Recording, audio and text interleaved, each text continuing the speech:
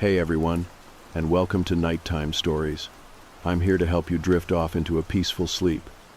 Let me know where you're watching from. I always love seeing how far these stories reach. Now, get comfortable and relax. The first time I heard the knock, I thought it was a dream. I had drifted into that shallow sleep where every sound in the building bleeds into your subconscious, and when the tapping came, I rolled over and told myself it was part of whatever half-dream I had been having. But when I glanced at the clock on the nightstand, it was exactly 2:45 in the morning, and the knock came again. 3 steady raps, slow and patient, echoing from the front door. I live alone. My apartment is not in a bad neighborhood, but it is not exactly the kind of place where you leave the door unlocked or open the blinds after dark. I sat up, straining to hear through the quiet. The knock came once more, the same rhythm, like whoever was out there knew exactly how much space to leave between each tap. At first I thought it might be someone in the wrong unit. It has happened before, drunk neighbors fumbling with keys in the wrong door, but those are usually loud, clumsy mistakes. This was different. This was deliberate. I slid out of bed and crept down the hall, every floorboard creaking like it was betraying me. The peephole was a dull circle in the dark wood. I hesitated, then pressed my eye against it. She was standing there. A woman, tall, too thin, her long hair hanging forward so that it hid most of her face. She stood perfectly still, not fidgeting, not shifting her weight, just waiting. The only thing I could see clearly through the strands of hair was her mouth. Lips parted slightly, like she was whispering to herself. I stumbled back from the door, heart hammering in my chest. I did not call out. I did not turn on the light. I just waited, holding my breath, as the silence stretched on. After a long minute, I crept back and looked again. She was gone. The hallway outside was empty. No footsteps, no sound of retreat, just gone. I told myself it had to be some kind of mistake. Maybe someone visiting a neighbor. Maybe just some junkie who knocked at random and wandered off. I went back to bed, though it took hours to fall asleep, my ears tuned to every creak and hum of the building. The next night, it happened again. 2:45 on the dot, 3 slow knocks. This time I stayed in bed, staring at the ceiling, telling myself not to move. I tried to convince myself it would go away faster if I ignored it. But my curiosity ate at me until I found myself back at the door, pressing my eye to the peephole. She was there again. Same long hair veiling her face, same stillness, same parted lips. It was like she had not moved since the night before, as if she had just been waiting outside the entire time for me to come back. I whispered, "Who are you?" My voice barely audible. Her lips moved. I could not hear it at first. But then, a sound slipped through the door. A single word. A name. My name. Spoken softly, like she had known me for years. The bottom dropped out of my stomach. I staggered back, every nerve screaming. The urge to throw the lock and run pulsing through my head. But my feet would not move. I just stood there, heart pounding, until I realized the knocking had stopped. When I finally looked again, she was gone. For the rest of the night, I sat on the couch with every light on, waiting for another knock that never came. The air felt heavy, like the whole apartment was holding its breath. I did not sleep at all. The third night, I decided I would be ready. I turned on the porch light before bed, thinking maybe if she came back, I would catch her face properly, see if it was just some strange neighbor I had never noticed. At 2:45, the knock came, steady as always. I lunged for the peephole, but the porch light should have been enough to reveal her. Instead, it flickered once and went out, leaving only the dim glow of the hallway lamp beyond her. Her hair still covered her face, her head tilted slightly, as if listening for me breathing inside. This time I shouted. My voice cracked, but I yelled through the door anyway. "Leave me alone." For a second, there was silence. Then she whispered my name again, only clearer this time, stretched out, savoring each syllable. I backed into the living room, shaking, phone clutched in my hand. I nearly dialed the police, but I kept hesitating. What was I supposed to say? That some woman had knocked politely on my door. That she had whispered my name like she knew me. They would tell me it was nothing, or worse, that it was in my head. By the time I finally looked again, she was gone. The porch light blinked back on like nothing had happened. The next morning, I convinced myself to check the hallway. I needed proof, something tangible. At first, everything looked normal. No sign anyone had been there. Then I glanced down. Muddy footprints, small, narrow, leading from the front door into my hallway. Only a few steps, but unmistakably there, pressed into the wood like damp shadows. The lock was still engaged. The chain was still in place, but somehow she had been inside. That was when the fear shifted into something worse. This was not just about knocking anymore. It was not about scaring me from the other side of the door. Somehow, she had already crossed that line. And if she could get in once, I knew she would not stop until she came in again. The morning after finding those muddy footprints, I tried convincing myself there had to be some explanation. Maybe I tracked them in myself the day before and just forgot. Maybe it was some kind of leak in the ceiling, dripping dirt onto the floorboards. My brain latched onto every excuse it could think of, because the alternative was too much to handle. But the longer I stared at the prints, the harder it was to believe they were anything other than exactly what they looked like. Bare feet, small, wet, stepping in from outside. I scrubbed the floor until my knees ached, but even when the stains faded, I could still see the faint outline in my head. It was like the image was burned into me. The worst part was that the prints stopped halfway through the hall. There was no return path, just a few steps inside, and then nothing, as if whoever left them had walked into my apartment and vanished. That evening, I decided to call the police. I kept it simple. I said there had been someone knocking at my door every night, and now I had found footprints inside. They sent a patrol car. 2 officers came, a man and a woman, both wearing the kind of detached calm you only get from years of dealing with paranoid tenants and noisy neighbors. They checked the hall. They looked at the door. I showed them the photographs I had taken of the footprints before cleaning.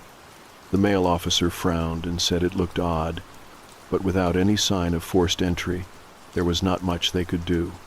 He asked if maybe I had left a window open. I told him I lived on the 3rd floor, all the windows locked, all the screens intact.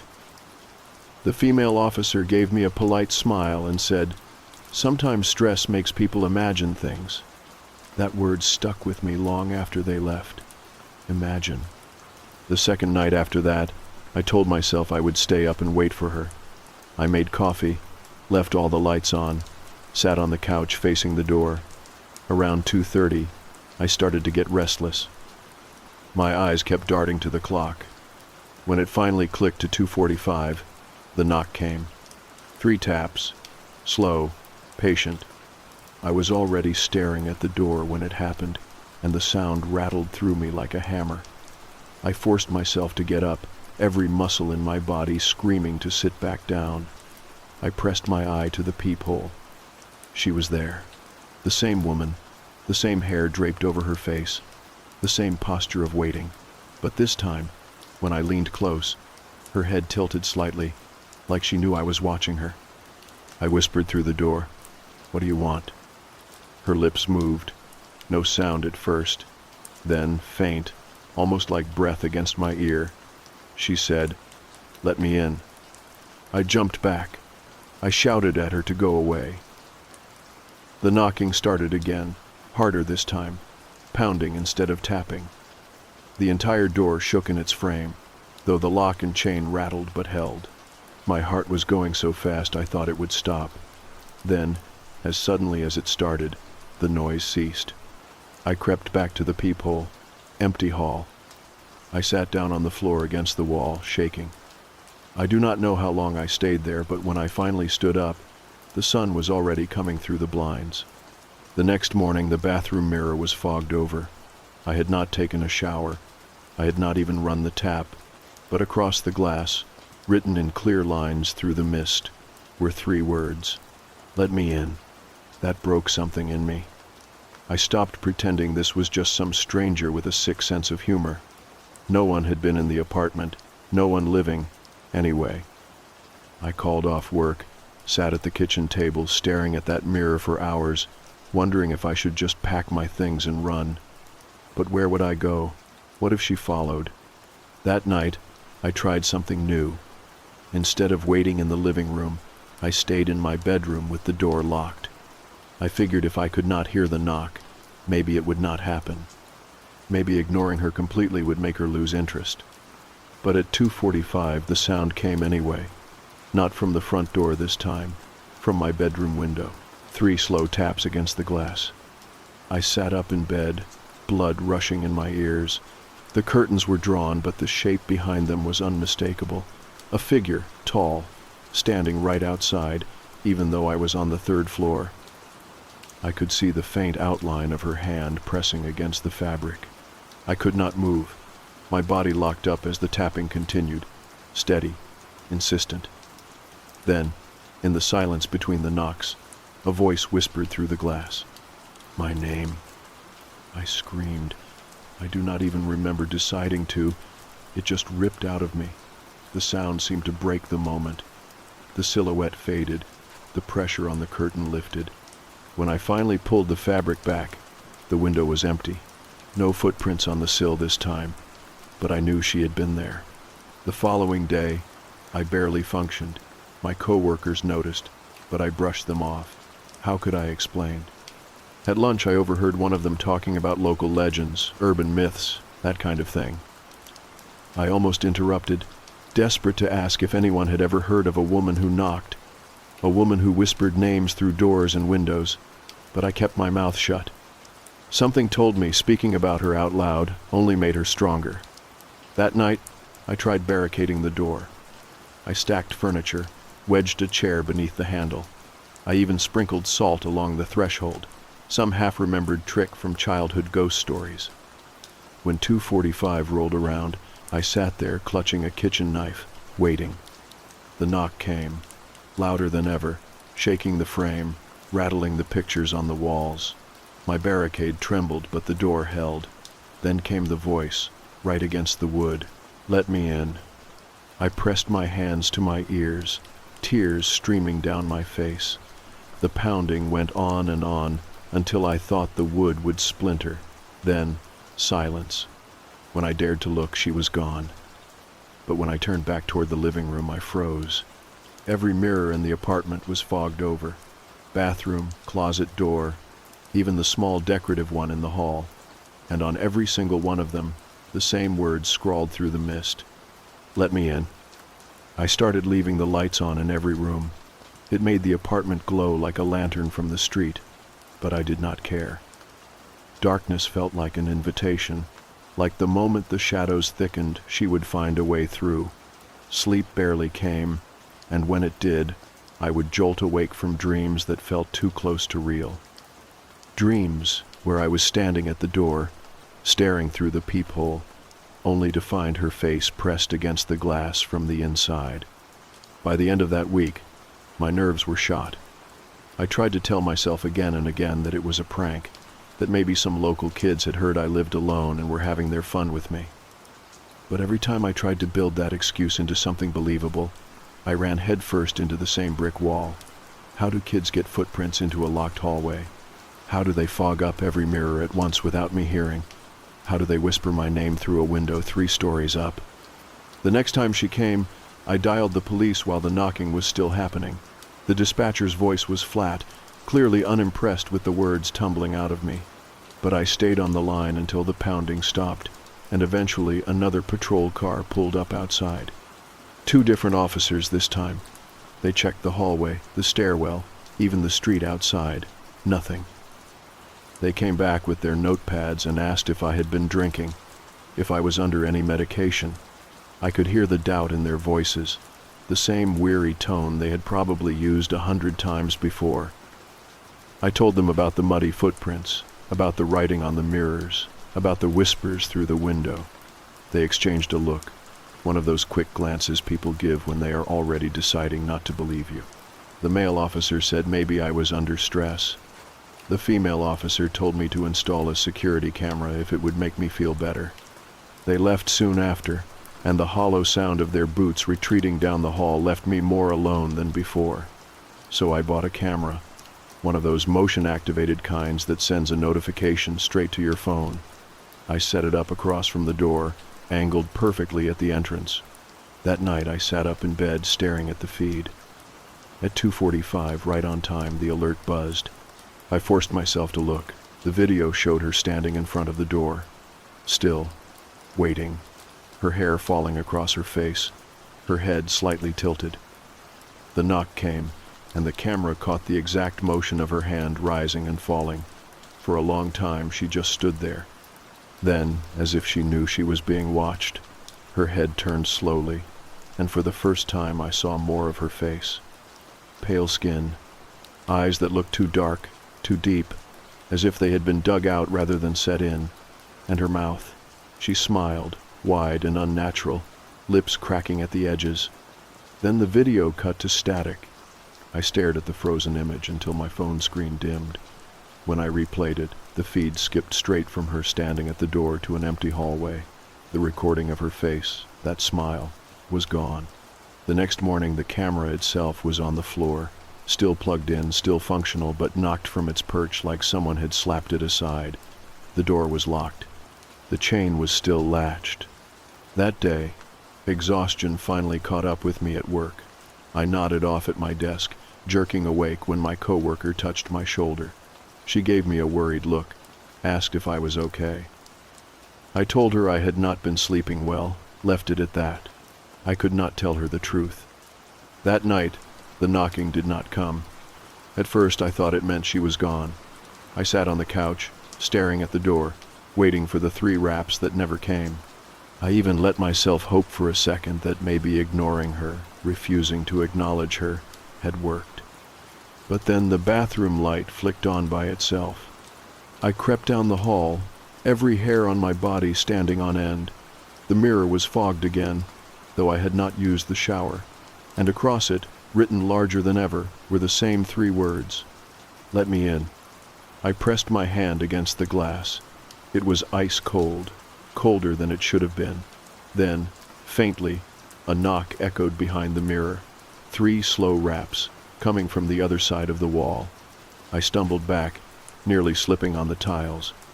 The mirror cleared slowly, the letters fading, until only my reflection remained. My reflection, except it did not move quite right. It lingered just a heartbeat too long when I tilted my head, like it was hesitating before copying me. I did not sleep that night. I sat on the floor of the living room, every light blazing, clutching the knife again. At some point I must have drifted, because I woke with a start to silence so heavy it felt like a weight pressing on me. The clock read 3 in the morning. No knock, no voice, no fogged mirrors. But when I checked the hallway camera in the morning, there was a new video. It showed me sitting in the living room, knife in my hand, head lolling as I nodded off. Then, slowly, from the corner of the frame, a pale face slid into view, pressed right against the peephole from the inside. The video ended there. That was when I realized it was not about the door anymore. It was not about her waiting to be let in. She was already here. After seeing that video, I knew there was no safety in my own apartment anymore. It was not just that she had managed to get inside, it was that she had chosen to show me. She wanted me to know she was already here, and she wanted me to sit with that knowledge, powerless to stop her. I thought about leaving, but something inside me twisted when I considered it. If she had followed me into the mirrors, if she had pressed her face against the peephole from the inside, then the apartment was not the limit. It was me. She had attached herself to me like a shadow, and there was no guarantee that walking away from the building would change anything. The next few days blurred together. I went to work like normal, though I remember almost nothing from those hours. I would come home to lights I did not remember turning on, to faucets dripping that I swore I had shut tight. Every night at the same time I waited for the knock, and when it came, it was no longer only from the front door. Sometimes it came from the walls, hollow and patient. Sometimes it came from the floor, 3 muffled raps rising up from beneath me. The mirrors became worse. It started with the words written in fog, but soon it escalated. One night, I caught my reflection moving when I had not. It was subtle, almost unnoticeable, but enough to make my heart stutter. My hand would lag a second behind the real one, or my face would twitch into an expression I had not made. I stopped looking in mirrors altogether after that. I draped towels and sheets over them, but by morning they were uncovered again, spotless, as if someone had carefully folded the covers away. By the end of the week, I could not ignore it anymore. I drove to the library and sat in the back corner, combing through old microfilm records, searching for anything about the building, about a woman who might match what I was seeing. Hours passed with nothing but blurry headlines about robberies and broken pipes. Then, almost at random, I found a short obituary buried in the local section. It was for a woman in her 30s who had lived in the building decades earlier. The obituary said little, only that she had died suddenly in her home and that no foul play was suspected. There was no photo, just her name, which meant nothing to me. But what caught me was the time, 2:45 in the morning. The record listed it exactly. I left the library shaking, the fluorescent lights buzzing overhead as if mocking me. She had died at that time, and now she knocked at that time. It felt too neat, too precise. That night I made a mistake. I decided to talk to her. When the knock came steady against the door, I pressed my hands flat against the wood and whispered, "What do you want?" For a long moment, there was silence. Then her voice seeped through the door like smoke through cracks. "You." Just that. One word, heavy and certain. I backed away until I hit the wall. The knocks began again, louder this time, rattling the chain. Every hair on my body stood on end as the sound followed me, shifting from the door to the wall behind me, to the floor under my feet. It was everywhere at once, like the whole apartment had become her fist. I screamed at her to stop. The noise ceased instantly, so fast it felt like the air had been sucked out of the room. I stood there, shaking, knife clutched in my hand, waiting for it to begin again. Instead, the bathroom light flicked on. I inched down the hall, my stomach lurching with every step. The mirror was uncovered, gleaming. And for the first time, the fog was not words. It was a face. Her face, pressed against the other side of the glass. The long hair parted just enough to reveal eyes that were pits of darkness. Her mouth stretched too wide into a grin that exposed broken teeth. The fog shifted as if she were breathing against the glass, and when her lips moved, I heard the whisper, "Let me in." I threw the knife at the mirror. It cracked but did not shatter, and when I looked again, the face was gone, just my reflection staring back, warped by the fractures. I slept in my car that night, or at least I tried.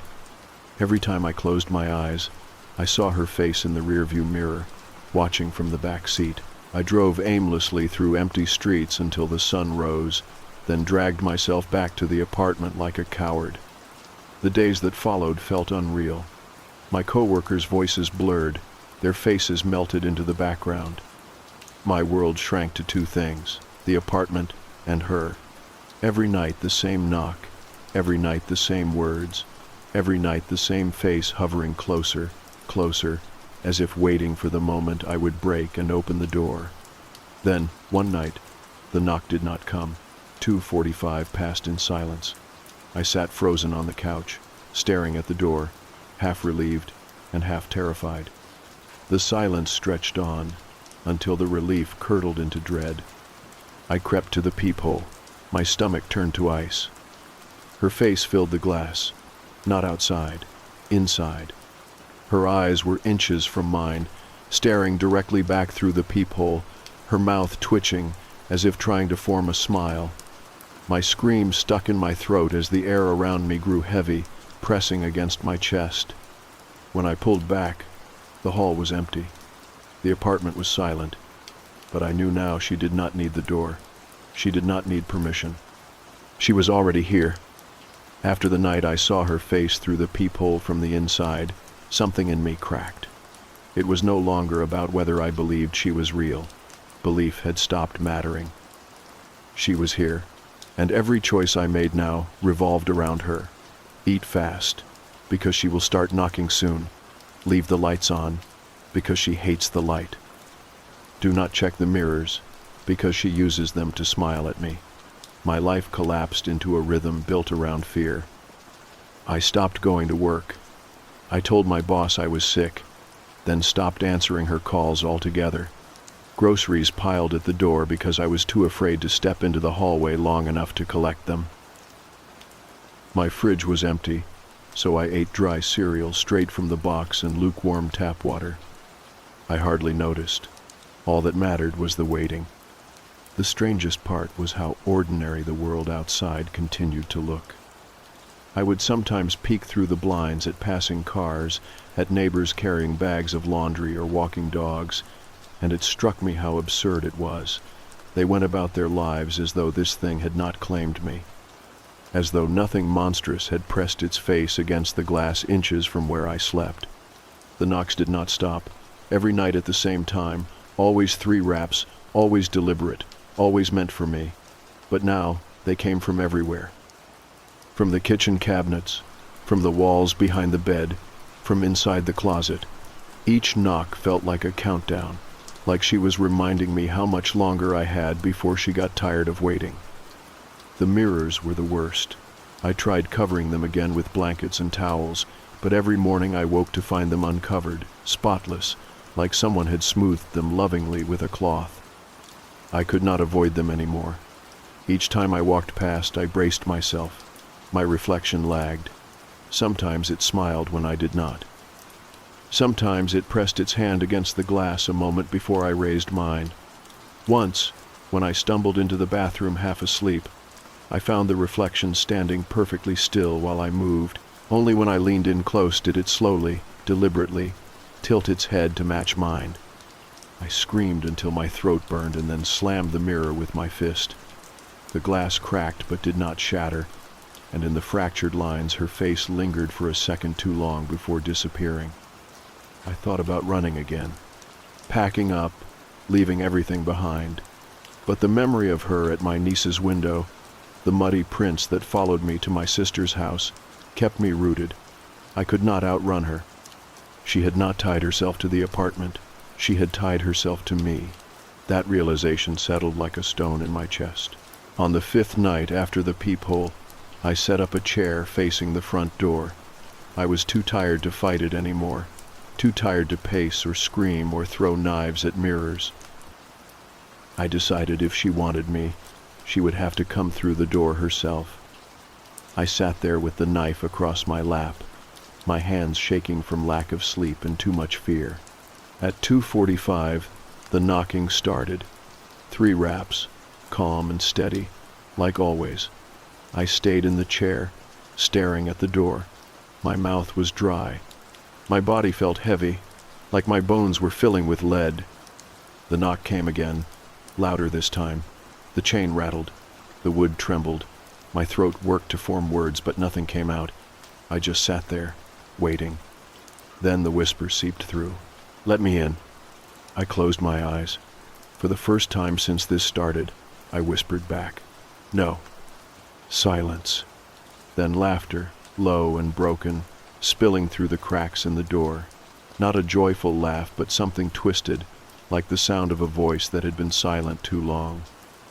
It crawled into my ears and made me clamp my hands over them, but the sound was already inside me. The door went still. The laugh stopped.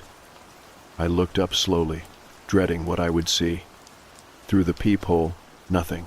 No shadow, no figure. I stumbled to the bathroom, desperate to splash water on my face, to prove I was still awake and alive. The sink mirror was uncovered again, gleaming like it had been waiting for me. This time, she was not behind me. She was me. Her face stared out where mine should have been. Same pale skin, same black pits for eyes, same mouth stretched into that awful grin.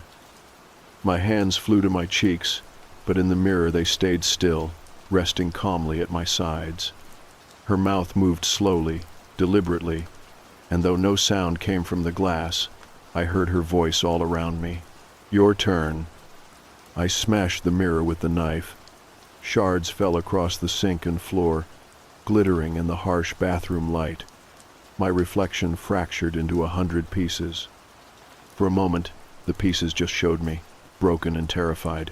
Then, one by one, each shard blinked, not in unison, individually, like a room full of eyes waking at once. I stumbled back, tripping over the doorway. The shards lay scattered, each one catching the light, each one holding her smile. I spent the rest of that night on the floor of the living room, shaking and waiting for the Sunday. When it finally came, I realized I had reached the end of what I could survive. The walls felt tighter every hour. The air itself seemed heavy with her presence. Every sound made me jump. Every silence made me sick. I could not live like this anymore. I decided the next night would be the last. Either I would face her, or I would leave forever and hope she stayed behind.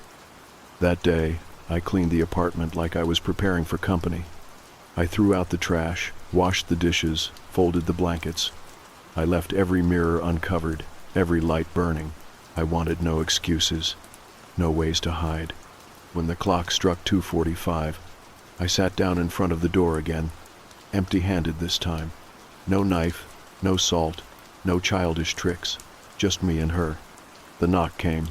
3 raps, slow and patient like always, and I whispered, "I am ready." The silence that followed was worse than the knock itself. I do not know if courage was the right word for what I felt that night. It was closer to exhaustion, to finally reaching the edge of what my mind and body could take.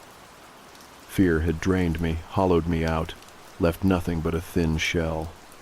When the knock came 3 times at 2:45 in the morning, I was too tired to jump, too tired to hide. All I could do was sit there on the floor in front of the door, whispering to the air that I was ready. The silence that followed pressed against me like a weight. For a long time there was nothing, no voice, no scrape, no breath. I thought maybe she had given up, that my surrender had robbed her of whatever game she had been playing. I almost laughed, though it would have come out broken. Then the chain on the door rattled. The sound was soft at first, the delicate clink of metal links shifting. My stomach lurched as I realized the lock was moving, slowly, deliberately, without my hand touching it. I froze, staring at the handle as it twisted back and forth like a wrist stretching after years of stiffness. I whispered again, "I am ready." My voice cracked, but the words came. The door eased open an inch, just enough to let the cold air creep inside. My eyes went to the gap, waiting for her face to appear, for her long hair to slip through the crack. But nothing came. Instead, the knocking began again, not on the door this time, from inside the apartment, behind me. 3 raps against the living room wall, then 3 more from the ceiling, then 3 more from the kitchen cupboards. Every surface around me echoed with her rhythm, as though she was everywhere at once. I clamped my hands over my ears, but the sound sank in anyway, vibrating in my chest, in my teeth, in my skull. I turned toward the bathroom. The cracked mirror gleamed in the dim light. Shards still littered the sink, each one reflecting something that did not match my movements. Some fragments were empty. Others showed her smile, twitching wider, wider, until it split the corners of her mouth. I stumbled forward, knees buckling, and caught myself on the counter. I leaned over the broken glass, staring at 100 fragments of her face. They all whispered together, a chorus of the same words, layered and overlapping. "Let me in." I slammed my fist down, scattering the shards across the tiles. For a second, the reflections died, and all I saw was myself, ragged and shaking. That was when I understood. She had already been in. Not through the door, not through the window, through me. Every whisper, every smile in the mirror, every face pressed against the peephole, she had been slowly taking the space I left empty with fear. Every hour I gave to terror, Every night I spent waiting for her. I was carving out room for her to move closer. The only way to end it was to stop giving her that space, to stop letting her feed on me. I do not remember making the decision, but I heard myself saying it out loud. No, you cannot come in. The apartment went still. The echoes stopped. The silence was so sharp it felt dangerous, like standing on the edge of a cliff. Then, for the first time, I saw her fully. She stood in the hallway, not behind the door, not behind the glass, but there in the open, hair long and matted, face pale and cracked like porcelain left in the dirt too long. Her eyes were pits that seemed to drink in the light, and her mouth stretched wide, too wide, until I could hear the skin tearing. I forced myself to stand, though my legs shook. I looked right at her. For once, I did not turn away. "You cannot come in," I said again. Her mouth twitched. The smile faltered. The air seemed to pulse, heavy with her presence. For a moment, I thought she might lunge, that she might finally close the distance and press her hands to my throat. But she only stood there, trembling, her head tilting farther and farther until her neck bent at an unnatural angle. Then she was gone. No scream, no fade, no shadow retreating, just gone, like someone had blown out a candle. The hallway was empty. The apartment was silent. I collapsed against the wall, sobbing so hard I barely noticed the blood on my knuckles from the shattered mirror. The weight pressing on me lifted slowly, like smoke thinning from a fire. For the first time in weeks, I felt the air move through the apartment like it belonged to me again. The next morning, the mirrors were just mirrors. No fog, no words, no lagging reflection. I left them uncovered, and nothing happened. That night, 2:45 came and went in silence. No knock, no whisper, no laughter. I packed a bag anyway. I could not keep living in that place, even if she was gone.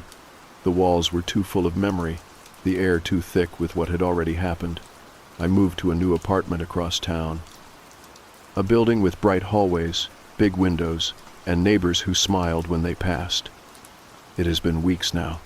No knocking, no footprints, no whispers in the glass. The nights are quiet. I sleep, not perfectly, but enough to dream again. I keep the broken shard from that bathroom mirror wrapped in a towel at the back of a drawer. Some part of me thinks I should throw it away, let it go entirely, but another part of me needs the reminder. A reminder of how close she came, of how much space I almost gave her. When I look at the shard in the daylight, it only shows my reflection. Just me. No smile that does not belong. No whisper waiting on the other side.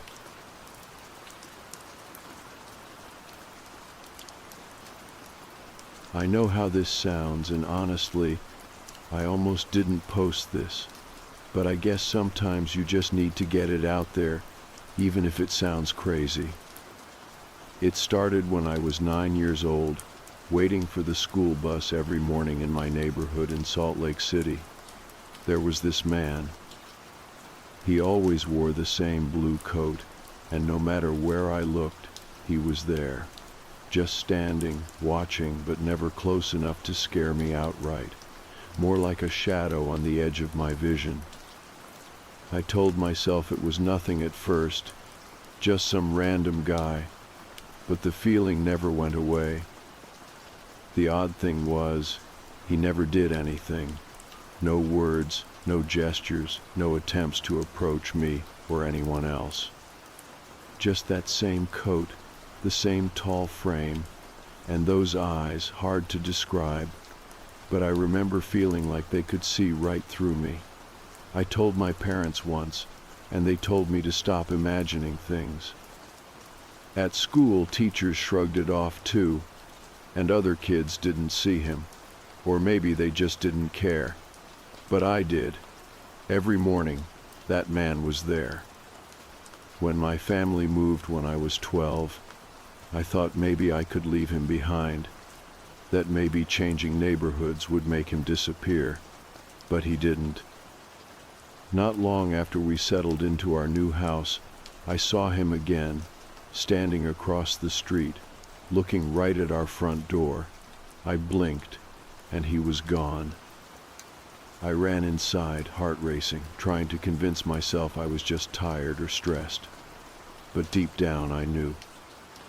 High school brought its own distractions, but the man in the blue coat kept showing up. At 16, I worked at a small coffee shop after school.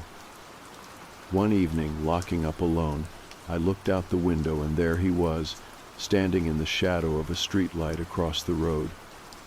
I thought about calling the police but wasn't sure what I'd say. That's when I realized the loneliness of my situation, the fear I carried but couldn't share without sounding insane. College took me far away, miles from Salt Lake City. For a while, I thought maybe distance would help. I lived in a city I barely knew, made new friends, tried to forget the past. But then one night, scrolling through photos from a weekend trip, I noticed something that made my stomach drop. There he was, in the background of a group picture, standing still on a street corner. Blue coat, unmistakable. My friends thought it was a coincidence, a passerby caught in the frame. But I couldn't shake it. That photo was proof, and suddenly the years of denial and fear came crashing back.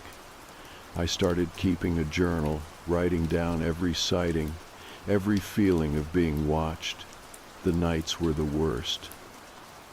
I'd wake up, certain something was outside my window, breathing in the dark.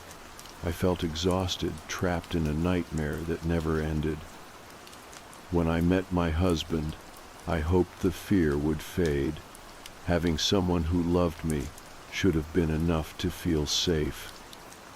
But even then, sometimes in the quiet moments, I'd catch myself scanning the shadows, wondering if the blue coat was out there somewhere. It was like a ghost I couldn't outrun. Now I'm 33, married, with a 5-year-old daughter who means everything to me.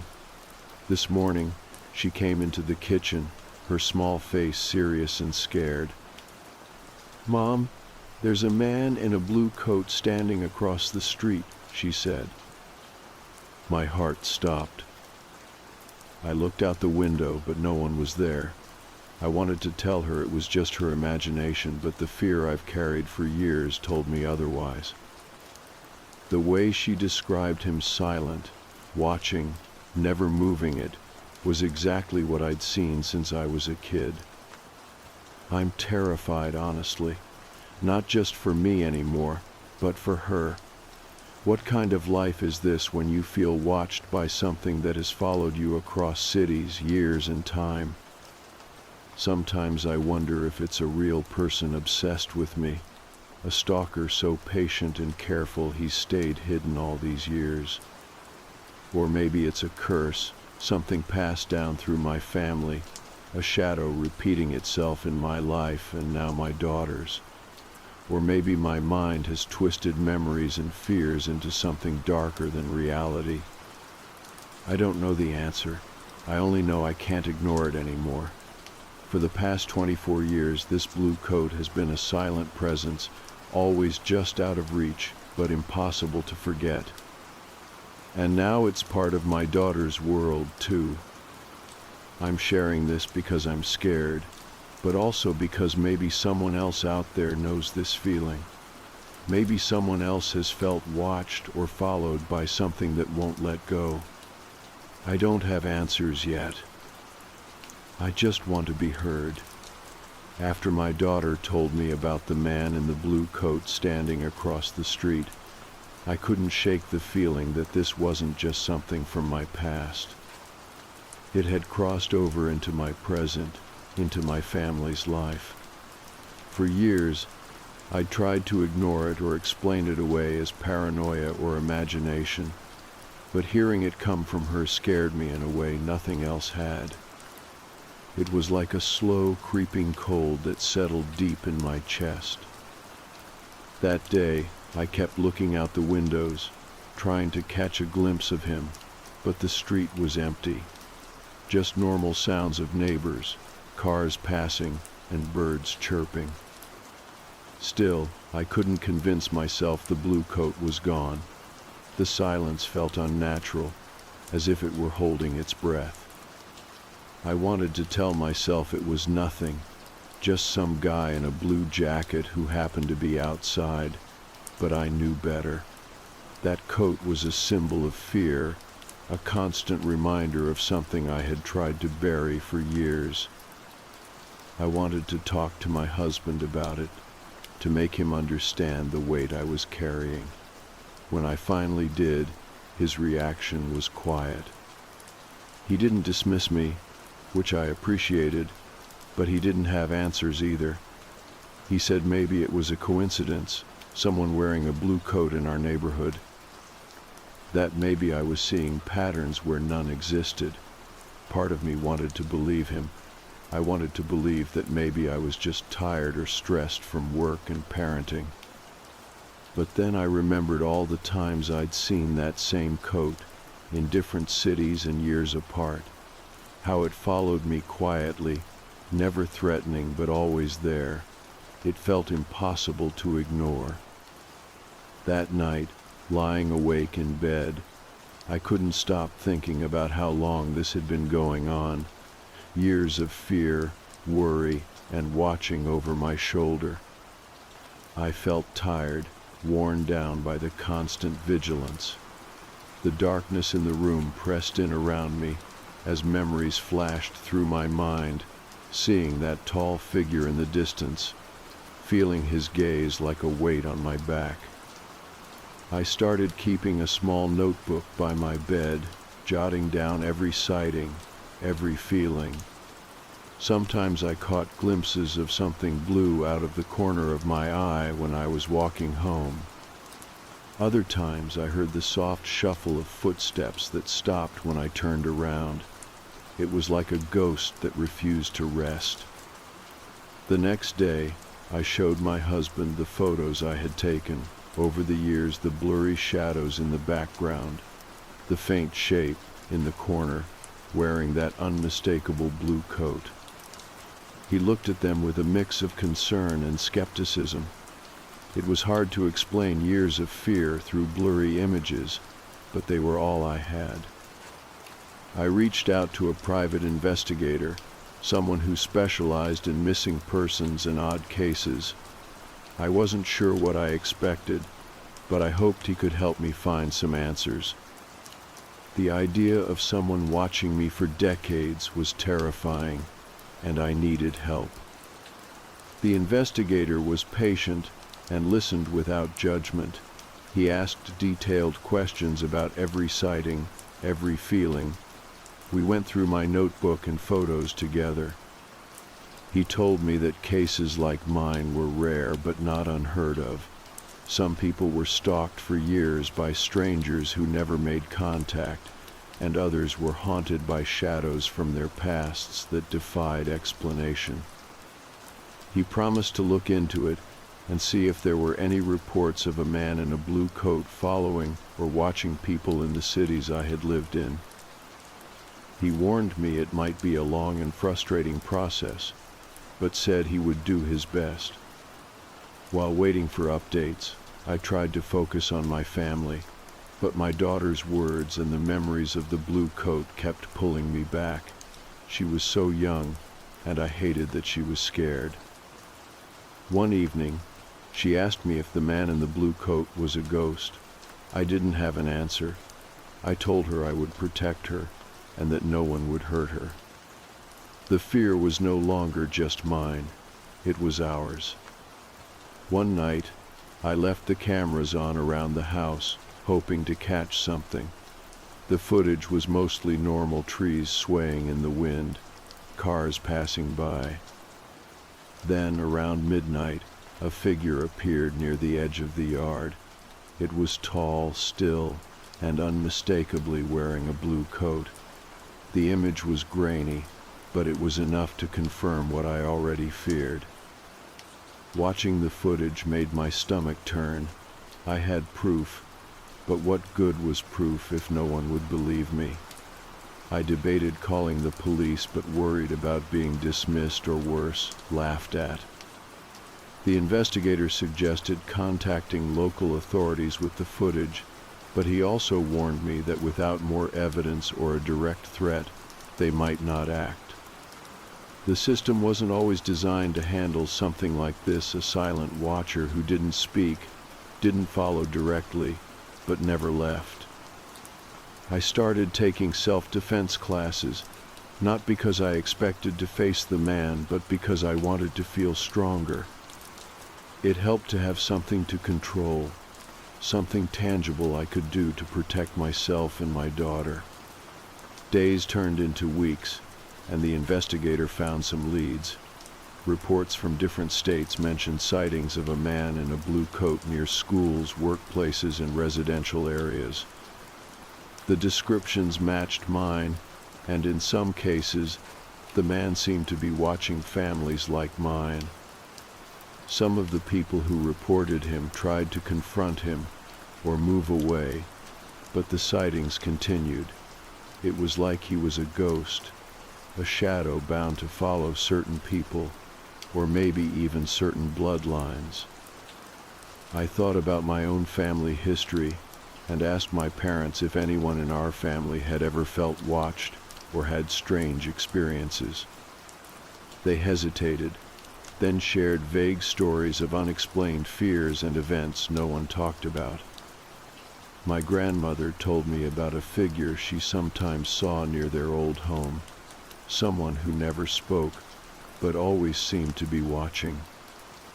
It made me wonder if this blue coat was tied to something deeper, something passed down through generations like a curse or a legacy.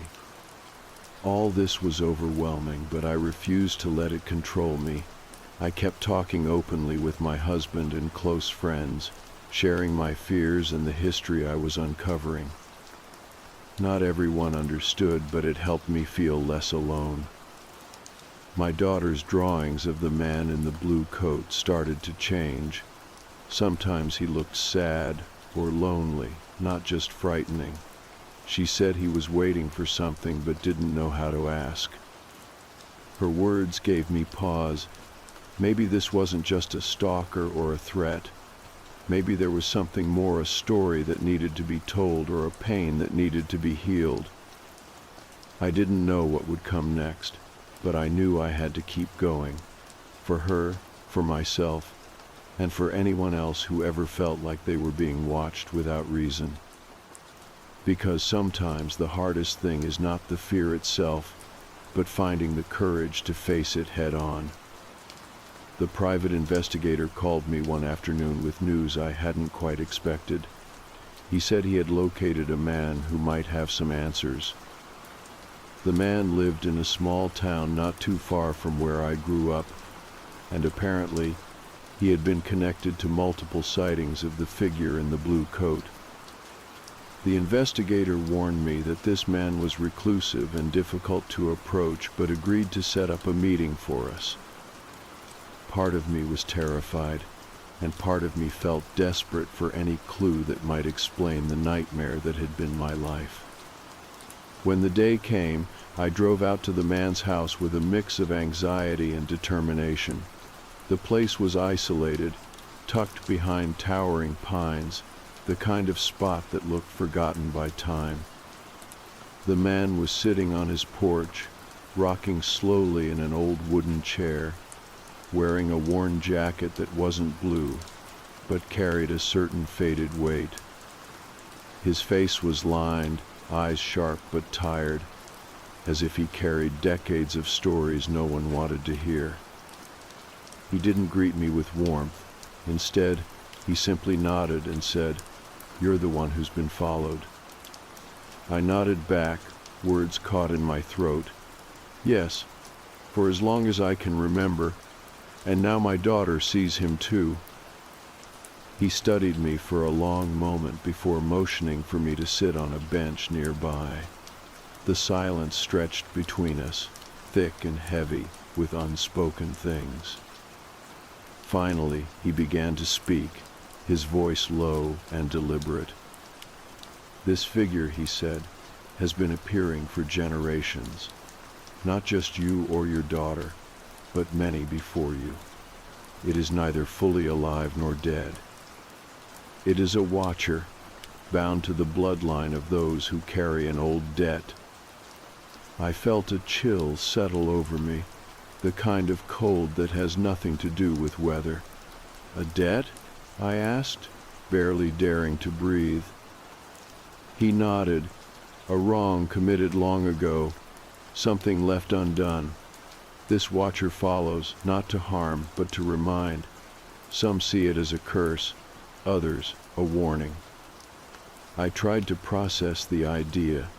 Could this blue coat really be tied to something my family had done generations ago? The thought was overwhelming, but it made a strange kind of sense. It explained why the figure had appeared everywhere I had lived, why it watched but never spoke. The man on the porch went on to explain that the watcher did not communicate in words, but in presence. It was an echo of history, a living reminder that some things cannot be forgotten. He shared stories of others who had seen the coat people who lived scattered across the country, each carrying their own burden. I asked if there was a way to end it, to break the cycle. His answer was vague. "It requires facing the past," he said, "acknowledging the debt, seeking forgiveness, and sometimes sacrifice." That sounded impossible, but I knew I couldn't ignore it any longer. After I left, I carried the weight of the conversation with me like a stone in my chest. I thought about the generations before me, the secrets they might have kept, the wrongs they might have committed. Was this why I had been followed? Was this why my daughter was seeing the same figure? Back home, I spent hours digging into my family history. I talked to my parents and grandparents, searching for stories that might explain the watcher's presence. Their memories were patchy, filled with gaps and shadows, but I found hints of an old scandal involving my great-grandfather, a man who had been involved in a betrayal that had torn a community apart. I read letters and old documents, piecing together a story of broken trust and unresolved pain. It seemed like a wound left open, something that might have echoed through the years to reach me. All the while, my daughter's drawings became more detailed. She added faces to the blue coat, sometimes sad, sometimes kind. She said the man was watching over us, waiting for the right moment to rest. Her words were both comforting and heartbreaking. The private investigator continued his work, following leads, checking archives, and talking to people who had reported sightings. He found patterns that suggested the blue coat was not just tied to one family, but to a series of families connected by this old debt. One evening, while reviewing photos from the past, I noticed something strange. In an old family picture from when I was a toddler, I could faintly make out a figure in the background wearing something that looked like a blue coat. My heart raced as I realized the watcher had been near me long before I had any memory. It was overwhelming, the idea that this presence had been part of my life since the beginning, silently observing, waiting. At night, I started having dreams about the watcher. In them, the blue coat was less threatening, more like a guardian lost in time. It showed me flashes of the past people, places, moments tied to the family debt. The dreams were vivid and unsettling, leaving me feeling both afraid and curious. I shared the dreams with my daughter, who said she had them too. We talked about the watcher as if it were a real part of our lives, something we had to understand rather than fear. I also sought help from a therapist who specialized in trauma and anxiety, Talking about the fear, the stalking, and the family history helped me manage the weight of it. The therapist encouraged me to focus on grounding myself in the present and protecting my family from being consumed by fear. Despite all this, there were moments when the watcher felt very close. Sometimes I'd catch a glimpse of blue out of the corner of my eye or feel a chill in a warm room. It was like a presence that never quite left. But I also felt stronger, more determined to face this shadow. I began creating rituals with my daughter, lighting candles, telling stories, and drawing pictures. It helped us take some control, turning fear into something we could confront together. The private investigator called one day with news of a woman who might hold answers. She had grown up in one of the towns where the watcher was seen frequently and claimed to have knowledge of the old debt.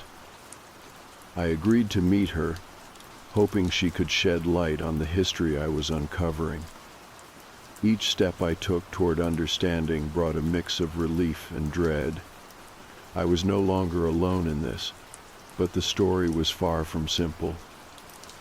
The watcher, the debt, the family secrets, they were all tangled together in a way that would take time to unravel. For now, I held on to hope. Hope that by facing the past we could find peace. Hope that the watcher might one day rest. And hope that my daughter and I could live without fear shadowing every moment.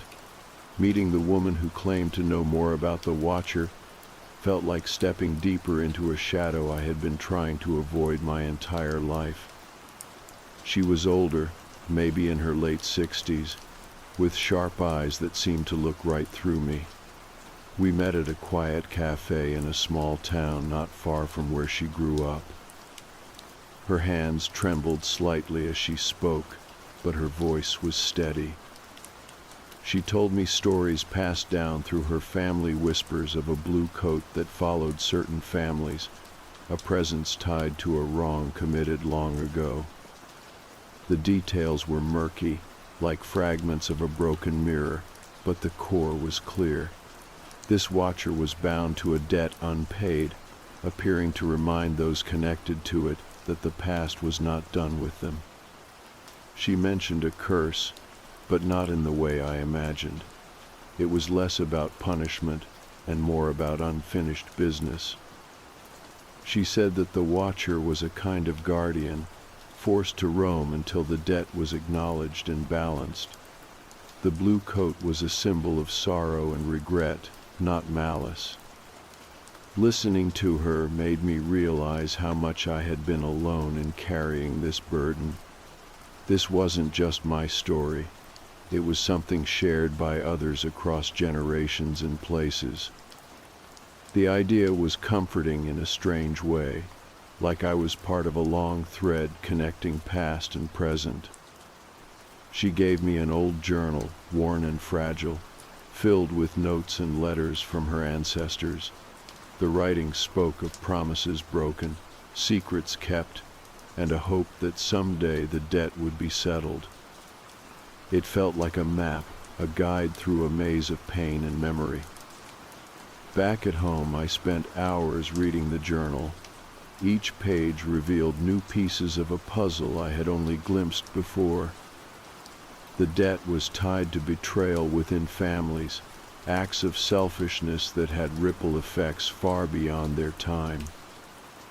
It was a story of people caught in cycles of hurt and regret, with the watcher serving as a reminder that some things could not be forgotten.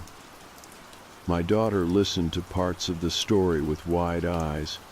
She still saw the blue coat sometimes, but now she spoke of him with less fear and more curiosity. She asked questions I didn't always have answers for, but I told her I was learning too. The private investigator brought more news. He had uncovered a record of a man in a blue coat who had lived decades ago, a figure tied to the original wrong that started the debt. The man's life was marked by tragedy and loss, and after his death, The blue coat began to appear to those connected to the families involved. It felt like everything was coming full circle. The Watcher was not just a shadow, but a story carried through time, a presence born of pain and unfinished promises. At night, the dreams returned. The Watcher appeared, no longer just a distant figure, but someone I could almost reach. In the dreams, he showed me flashes of the past moments of heartbreak, fear, and choices made long ago. They were painful to witness, but necessary, like peeling back layers of old wounds. I started sharing the story with close friends and family. It was hard to talk about something so strange and personal, but I needed support. Some listened with sympathy, others with disbelief, but I no longer felt the need to hide it. One night, my daughter and I lit candles and told stories of the blue coat. We spoke of hope and forgiveness, of breaking cycles and healing wounds. It was a small ritual, but it gave us both comfort. The Watcher's presence remained, but it felt less threatening, more like a part of our lives that needed acknowledgement rather than fear. I began to see changes in myself too. The constant anxiety softened, replaced by a cautious peace. I was learning to live with the Watcher, not just run from it. The woman's journal and the investigator's findings gave me a path forward. It would not be easy. Facing the past meant confronting family secrets, long-held pain, and fears I had buried deep.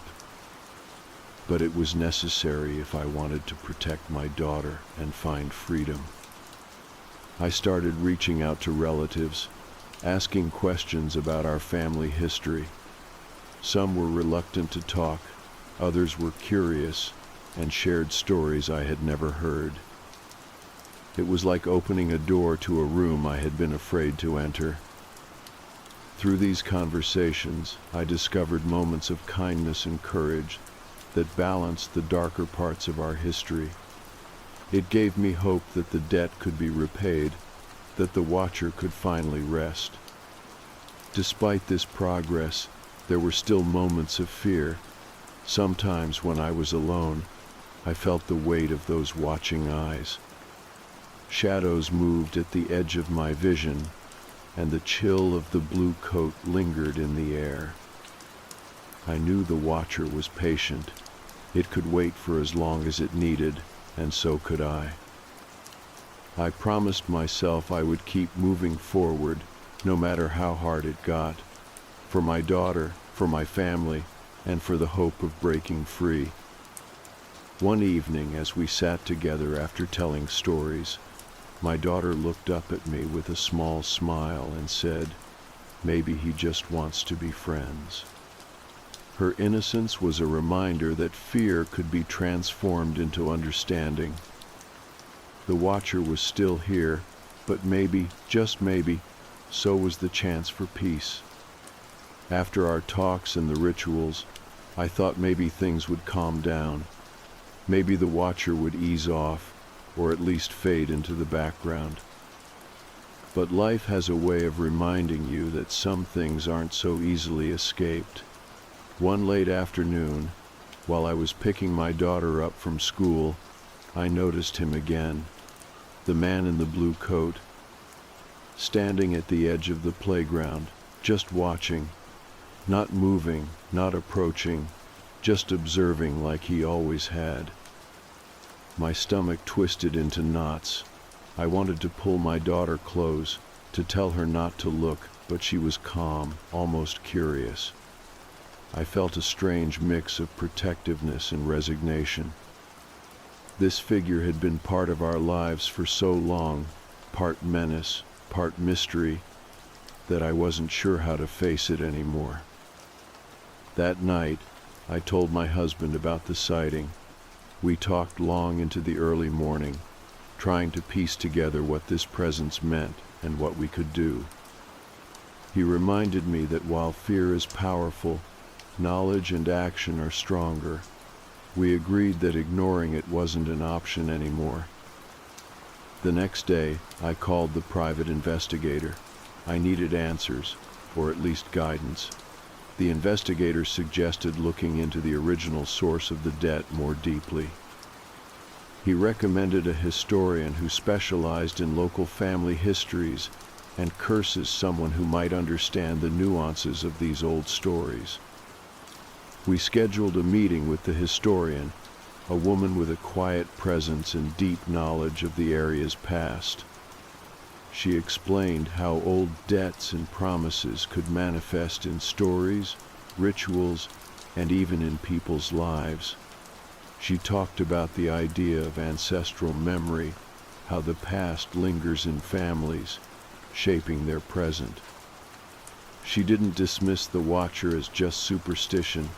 Instead, she treated it as a symbol, a real force shaped by history and emotion. She suggested that acknowledging and honoring the past might be the key to ending the Watcher's hold. I left that meeting feeling both hopeful and overwhelmed. The path ahead was unclear, but it was real, and it was mine to walk. Back home, I focused on my daughter's well-being. She was adjusting to school and friends, and I wanted her to have a childhood free from shadows. But the blue coat still appeared, sometimes in her drawings, sometimes in her stories. She described him as waiting for something, and I wondered if she sensed more than I did. I started keeping a journal again, this time writing with purpose. I recorded our experiences, the stories we heard, and the emotions we felt. It became a way to take control, to document what was happening in case we needed to understand it later. One night, I woke to the sound of footsteps outside my bedroom window. My heart raced as I looked through the curtains, but saw nothing. Then, out of the corner of my eye, I caught a glimpse of blue, a flicker of the coat disappearing behind a tree. I realized that no matter how much I learned, the Watcher was patient. It waited, it observed, and it did not leave easily. The following weeks were a mix of normal family life and moments of unease. I balanced making breakfast, helping with homework, and working, all while feeling the weight of unseen eyes. It was exhausting but also grounding. I refused to let fear control me. One afternoon, while organizing old family photos, I found a picture I had never seen before. It was a group shot from decades ago, with my great-grandfather at the center. Behind him, faint but unmistakable, was the figure in the blue coat, the same tall, silent Watcher who had haunted my life. It was proof that this presence had been intertwined with my family long before I was born. That realization was both terrifying and oddly comforting. It connected me to a story much larger than myself. I showed the photo to my daughter, and she smiled softly. "He's always been part of us," she said. Her words reminded me that sometimes accepting something is the first step to changing it. With renewed determination, I reached out to more family members, hoping to uncover forgotten stories or clues that might help. Some were hesitant, wary of stirring up old ghosts. Others shared memories of strange feelings or sightings they had never spoken about. Piece by piece, a picture emerged of a family haunted by past mistakes and the burden of secrets. It was painful but necessary to face. One evening, the Watcher appeared again, but this time my daughter saw him too. She held my hand tightly and said, "Mom, I think he's tired." Her innocence and empathy were a balm to my fear. Maybe the Watcher wasn't just a threat, but a lost soul caught in time, waiting for peace. We started a new ritual. Every night we lit a candle and spoke to the watcher, acknowledging his pain and asking him to rest. It was strange and a little scary, but it brought a sense of connection rather than fear. The private investigator found more reports linking the blue coat to unresolved tragedies in other families. It seemed the watcher moved between families burdened by old debts, a spectral reminder that the past lingers until confronted. Through therapy, research, and support from loved ones, I learned to live with the watcher not as a prisoner of fear, but as someone carrying a story that needed telling. Some days were harder than others. Sometimes the shadows felt thick and the presence heavy, but in those moments, I reminded myself of the hope I held for my daughter, a future where she could grow without fear. I realized that the watcher's hold wasn't just about me or my family. It was about breaking cycles, healing wounds, and finding light in the darkness. As the days passed, the blue coat's appearances became less frequent, less urgent. The weight on my chest lightened. It felt like we were moving towards something, maybe not an end, but a new beginning.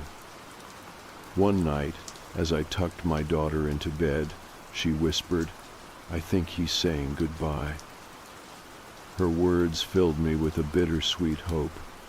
Maybe after all these years, the watcher was finally ready to rest. The weeks after my daughter's words felt different. It was like a slow, subtle shift in the air, a quiet easing of the tension that had clung to us for so long. I kept seeing glimpses of the blue coat less often, and the heaviness in my chest started to lift. But I also knew that this wasn't just about a figure in a coat disappearing overnight. It was about healing something old and deep, something that had tied itself to my family for generations. One afternoon I sat down with my daughter in the backyard, the sun warm on our faces. We talked about the watcher, about the stories we had gathered, and about the rituals we had started. She asked questions with the curiosity only a child can have.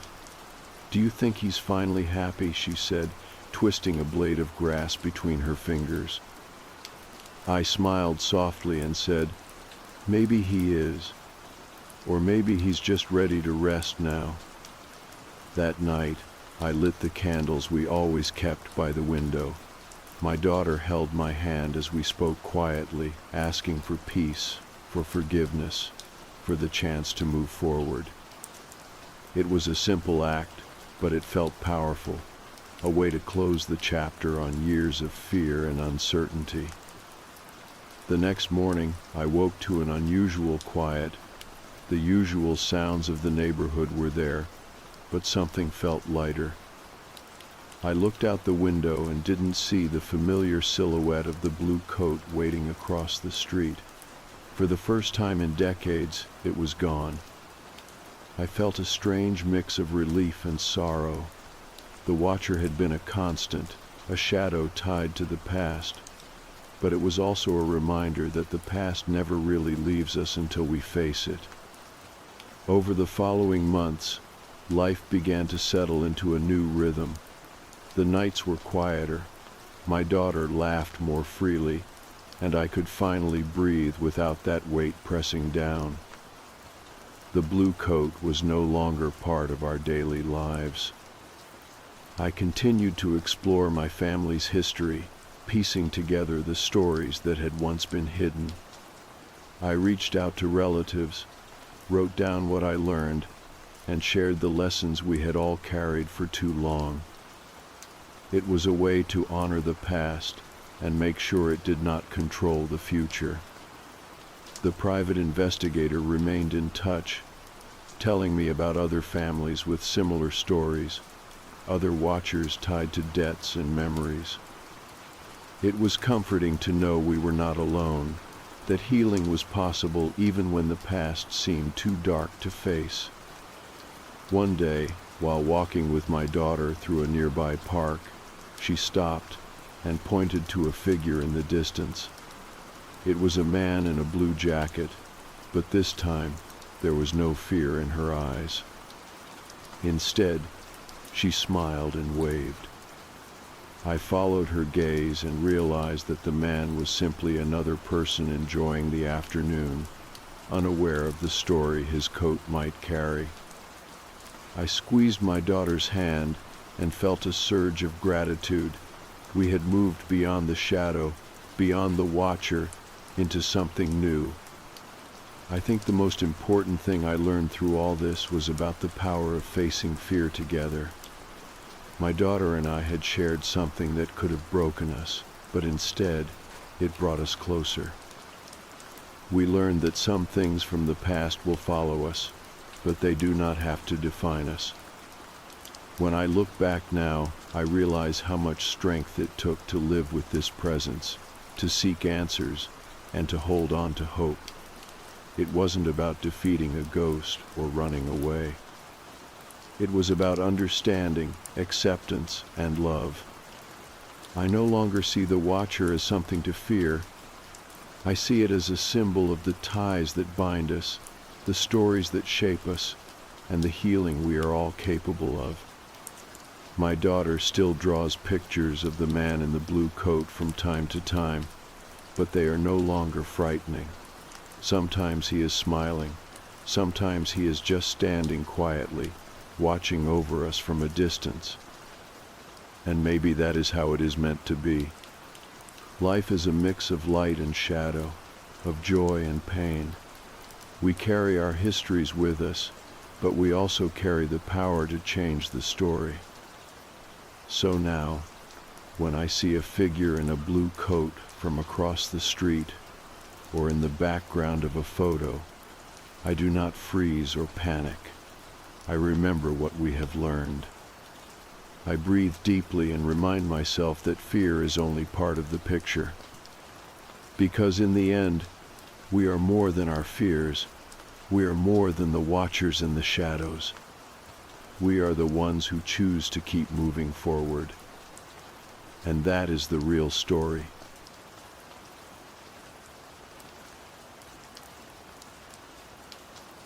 It was 3 in the morning when I first heard it. A soft tapping at my bedroom window, just enough to pull me out of that half-sleep where dreams bleed into the dark. At first I thought it was tree branches or maybe a bird slamming into the glass, but the sound was too steady, too deliberate. Tap, pause, tap, another pause. My room was on the first floor of the house, the window sitting a few feet above the ground with a view of the backyard. I hesitated, heart thudding in my chest, before pulling the curtain back just an inch. That is when I saw him.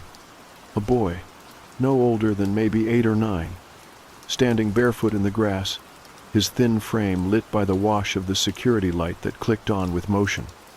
His clothes were old-fashioned, loose and pale, hanging like they belonged to someone else. But what unsettled me most was how calm he looked, just standing there, head tilted, eyes fixed on me through the glass. I froze, convinced my mind was playing tricks on me. But then his lips moved and I heard him. His voice was so soft I had to strain to make it out. "Can I come in?" That alone was enough to chill me. But then he added, almost like a secret he should not be telling me, "I used to live here." I did what anyone in my position would do.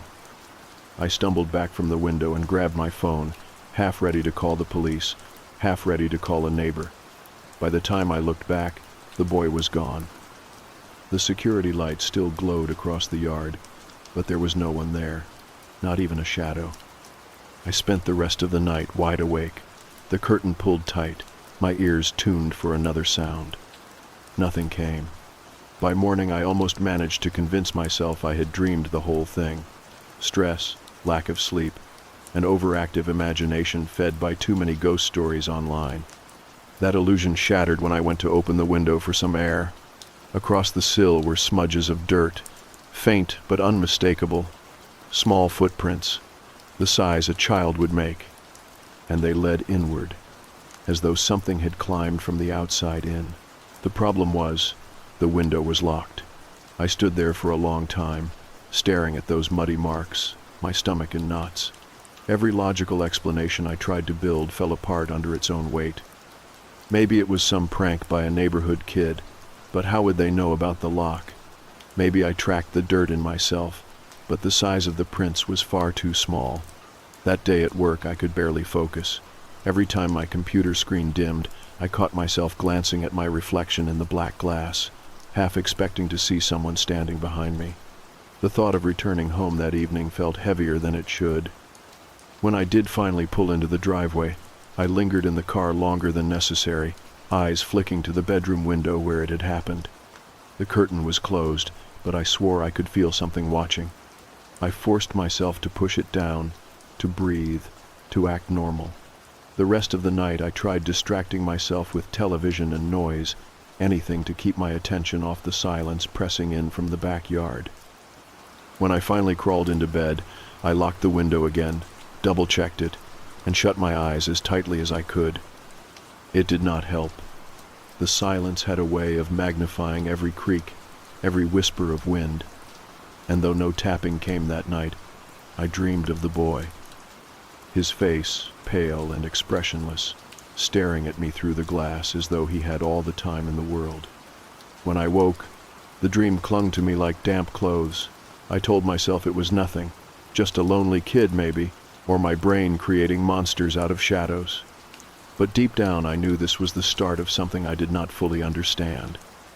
I just did not realize how quickly it would escalate. The second night I told myself it was all in my head. I even made a point of leaving the blinds shut tight, like maybe if I refused to look, nothing would happen. I poured a drink, watched mindless television, and tried to convince myself I was being stupid, but that nervous tick was still there, the urge to glance over my shoulder toward the window. When I finally went to bed, I left a small lamp on in the corner. I figured if a burglar or some creep really was hanging around, the light would make them think twice. I must have drifted off sometime past midnight because the next thing I remember was waking to the sound of tapping. Slow, deliberate, not frantic like an animal, not random like branches, a pattern. Tap, pause, tap. I knew without looking exactly what it was. My chest tightened, sweat already breaking out along my hairline. I wanted to stay frozen, pretend to be asleep, but curiosity got the better of me. I cracked the curtain with 2 fingers. Nothing. The yard was empty, the security light glowing across the patchy grass, insects buzzing around its halo. But when I looked down at the sill, I could see faint streaks of mud smeared along the frame. Someone had touched the glass. I pressed my forehead against the curtain and whispered to myself like a lunatic, "Just a kid messing with you, just some neighbor's brat sneaking out at night." But the voice in my head asked the question I had been avoiding. What kind of kid comes back 2 nights in a row at 3 a.m, barefoot, asking to come inside? The next morning, I tried to get answers. There was an older couple who had lived next door for years, so I walked over under the excuse of borrowing a tool. We chatted a bit about the weather and home repairs before I finally asked, as casually as I could, if they knew anything about kids wandering the street at night. The wife's expression stiffened. She looked at her husband, then back at me. "You saw a boy, didn't you?" I froze, the words sticking to my tongue. She must have seen the shock on my face because she nodded slowly, like she already knew the answer. "The family before you," she said, voice quieter now. "They had a son, sweet little thing. Went missing one night. Police searched everywhere. Woods, drainage ditches, neighbors' sheds. Never found a trace. Parents moved away not long after." The husband cleared his throat and added, "That was years ago. Place has been rented out a few times since then. Some folks last only a few months. House has a reputation. House has a reputation." I tried to laugh it off, but the sound came out flat. "So you're saying people see him?" The wife didn't smile. "I'm saying you should keep your curtains shut at night. We'll see." The rest of that day I went through the motions of normal life, but my head was buzzing. If they were telling the truth, then what I saw wasn't just some random kid. The thought settled in my stomach like ice. That night, I was determined to stay awake. I made coffee, sat in the living room with the television muted, and kept watch on the clock. Midnight. 1, 2. I was fighting heavy eyelids by the time 3 o'clock rolled around. At first it was silent, and I almost thought I had imagined everything. Then came the knock, not at the window this time, but at the back door. 3 gentle raps. I felt my insides twist. Every instinct screamed at me to ignore it, to stay seated, but my legs moved on their own. I crept toward the kitchen, each floorboard groaning under my weight. When I reached the door, I saw the faint outline of small fingers pressed against the glass panel. Not a full hand, just fingertips leaving smudges. I stumbled back, knocking into the counter. By the time I found the nerve to look again, the glass was clear, nothing outside. That was the breaking point. I called the police. When the officer arrived, I explained as best I could without sounding insane. He checked the yard with a flashlight, walked the perimeter, and finally shrugged. No footprints, no signs of forced entry. Probably just local kids screwing with you. But I knew better. There were no neighborhood kids, not the kind that show up at 3 in the morning barefoot and whispering through the window. I slept little that night, and when I did, I dreamed of the boy. He was standing at the foot of my bed, head tilted the same way as before, asking over and over, "Can I come in? Can I come in?" Each time I refused, his voice grew louder, sharper, until it wasn't a child's voice at all, but something deeper, older, echoing like it came from the walls themselves. I woke, gasping, the lamp still burning, sheets twisted around my legs. For a moment I thought it was just a nightmare. Then I saw the mud on the floor, a thin trail of prints, small and bare, starting from the window and leading across the room. And they stopped right at the side of my bed. I sat there frozen, every nerve screaming, the sunlight just beginning to spill through the blinds. I could not explain it away this time. Not a dream, not a trick of the mind. He had been here. Inside. I told myself I should move, should pack a bag and run, but something in me resisted. Like if I left too soon, I would be inviting him to follow. Instead, I cleaned the floor with shaking hands, erasing the prints but not the memory. The rest of the day I kept hearing phantom knocks. On the walls, the windows, even the fridge door when I was trying to eat. Always soft, always spaced apart like a question. Tap, pause, tap. My nerves were frayed to nothing by the time night came again. I told myself I would be ready this time, that if he came back, I would confront him directly, demand to know what he wanted. But as the hours dragged on and the shadows thickened, that resolve melted into dread, because deep down I already knew what he wanted. He wanted in, and I was terrified of what might happen if I ever said yes. The morning after I found those muddy prints beside my bed, I told myself I was done pretending this was just imagination. I had tried denial, I had tried ignoring it, and all that had done was let it get closer. That realization sat in my chest like a weight all day. I worked from home but barely managed to get anything done because I kept glancing over my shoulder toward the windows. It did not matter that the sun was up. Every shadow felt like it might stretch into the shape of that boy. By late afternoon, I decided to do something I had been putting off since moving in. I pulled down the old boxes of paperwork left behind in the attic. The air was stale and full of dust, but after hours of digging I finally found what I was looking for. Faded folders, yellowed receipts, scraps of old mail that belonged to the family who had lived here before me. Most of it was useless junk, but one file stopped me cold. It was a missing child flyer, creased and worn, the ink bleeding from years of damp. It was for a boy, about 8 years old, with dark hair and a crooked smile. The photo was grainy, but there was no mistaking it. It was the boy at my window. I sat on the attic floor, staring at that face, my hands shaking so hard I nearly ripped the paper. The flyer said he had vanished from his own bedroom one night and had never been found. The date was almost 15 years ago. My throat went dry. That was the same room I was sleeping in now. That night I could not relax. I left every light in the house on, every curtain drawn, but my body was locked in fight or flight mode. Every sound made me twitch. The hum of the fridge, the ticking of the heater, all of it sounded like footsteps. I tried calling friends just to hear another voice, but no one picked up. Around midnight, exhaustion finally pulled me under. I woke to whispering.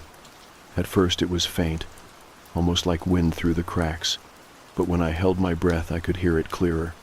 A child's voice, soft, right at the glass. "You are in my room." The words sent an electric chill down my spine.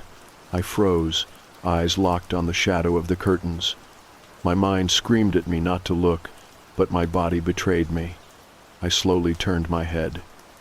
The curtain bulged inward like small hands were pressing against it. I stumbled out of bed, heart slamming against my ribs. The whispering followed me as I ran to the hallway. I flicked the light switch, but the bulb popped, plunging me into dimness. Behind me, I heard 3 taps against the window, slow and patient.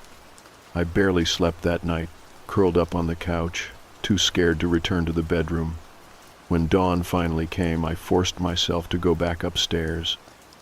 The curtain was swaying slightly, even though no windows were open. On the sill was a streak of mud shaped unmistakably like a child's hand. That was when I knew I had to ask more questions. I went back to the older couple next door, clutching the faded flyer like proof I was not losing my mind. The wife took one look and closed the door halfway. "You should not keep that," she said firmly. "Burn it." I asked what had really happened to the boy. She glanced around nervously before answering. He disappeared in the night. No signs of forced entry, no footprints outside. His parents told the police he must have run off, but I knew better. We all did. People had heard things before it happened. Knocks at the windows, whispers, just like you. Her husband came up behind her and shook his head sharply. "That is enough. Do not encourage this. It is not our problem anymore." He shut the door in my face. I stood there shaking with anger and fear. They knew more than they were telling me. They had seen this before, maybe even lived through it, and now they were leaving me to deal with it alone.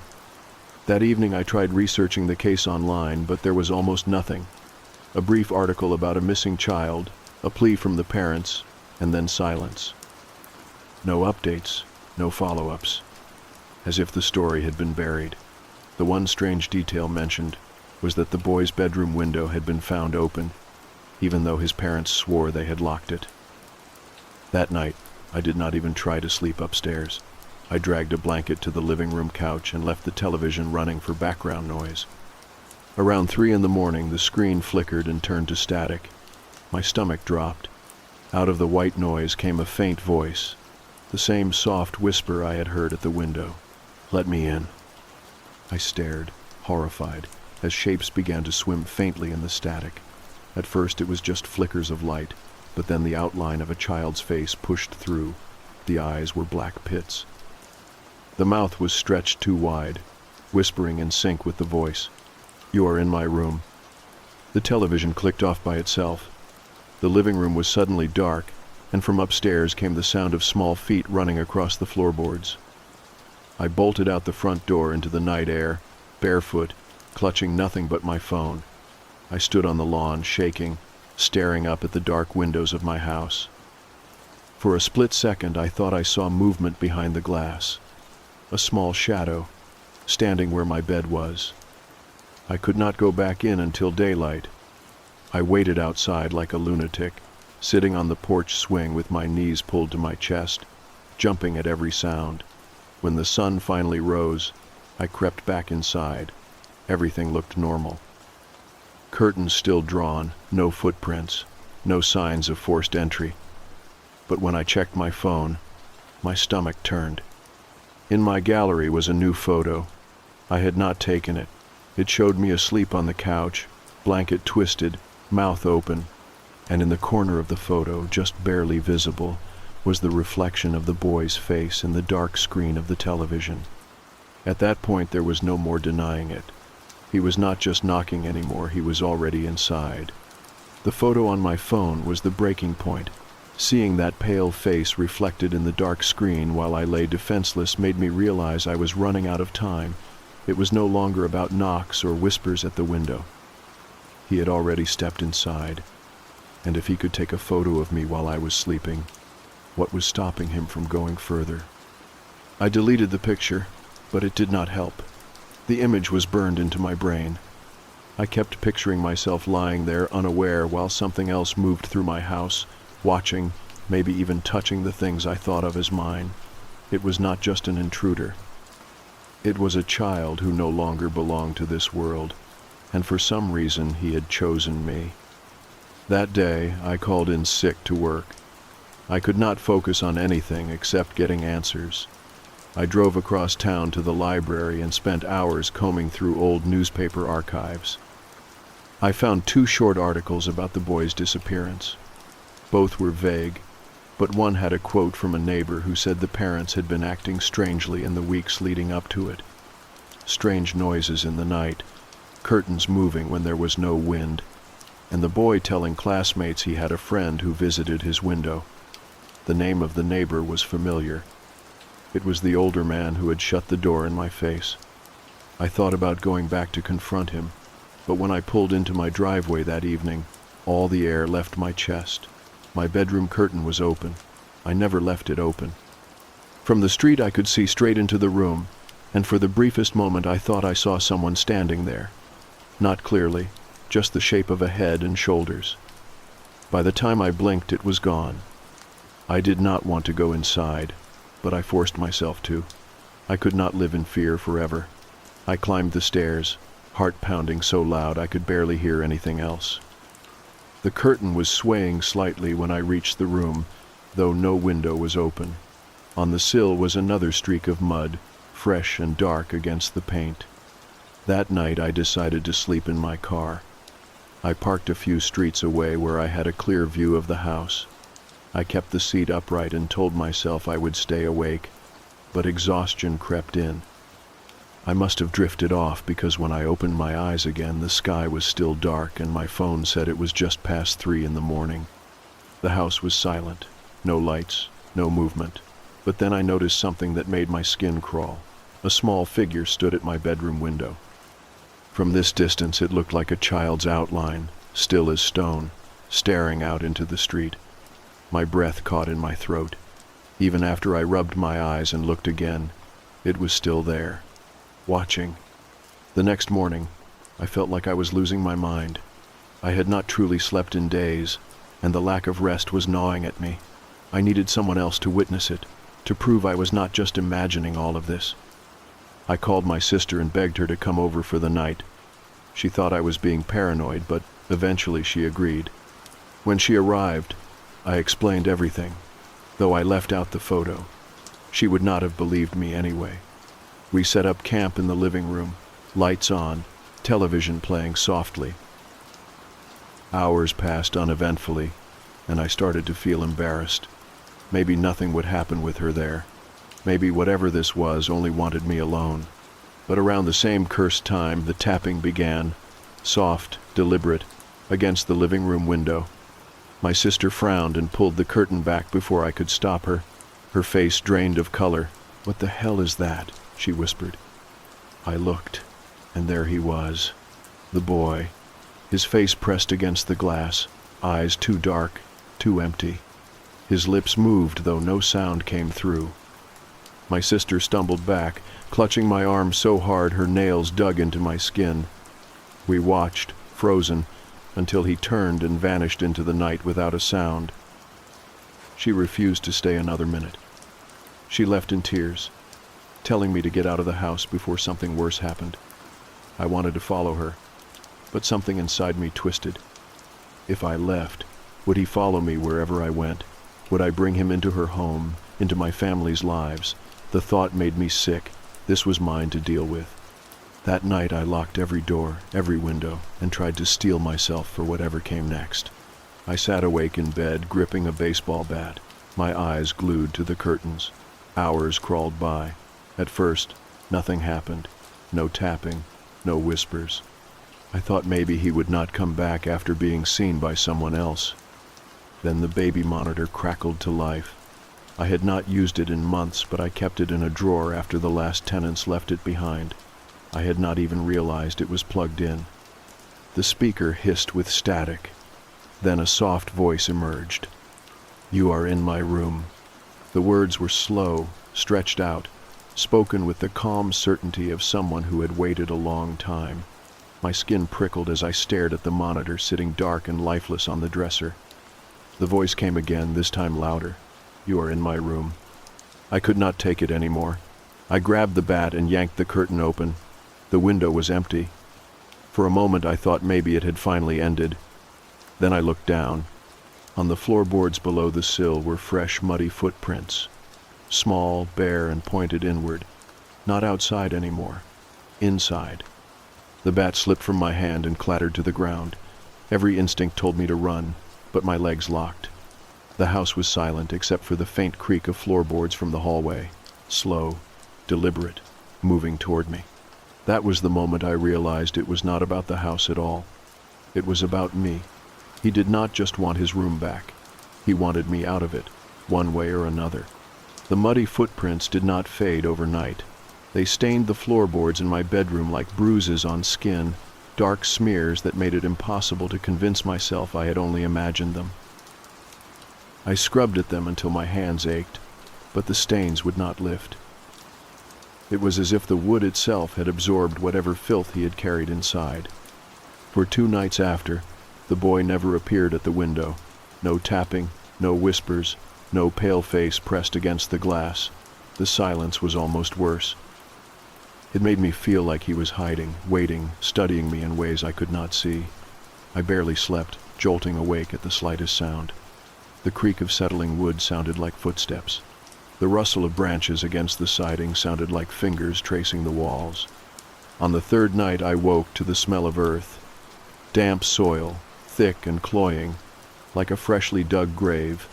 It clung to the air, coating my throat when I breathed in.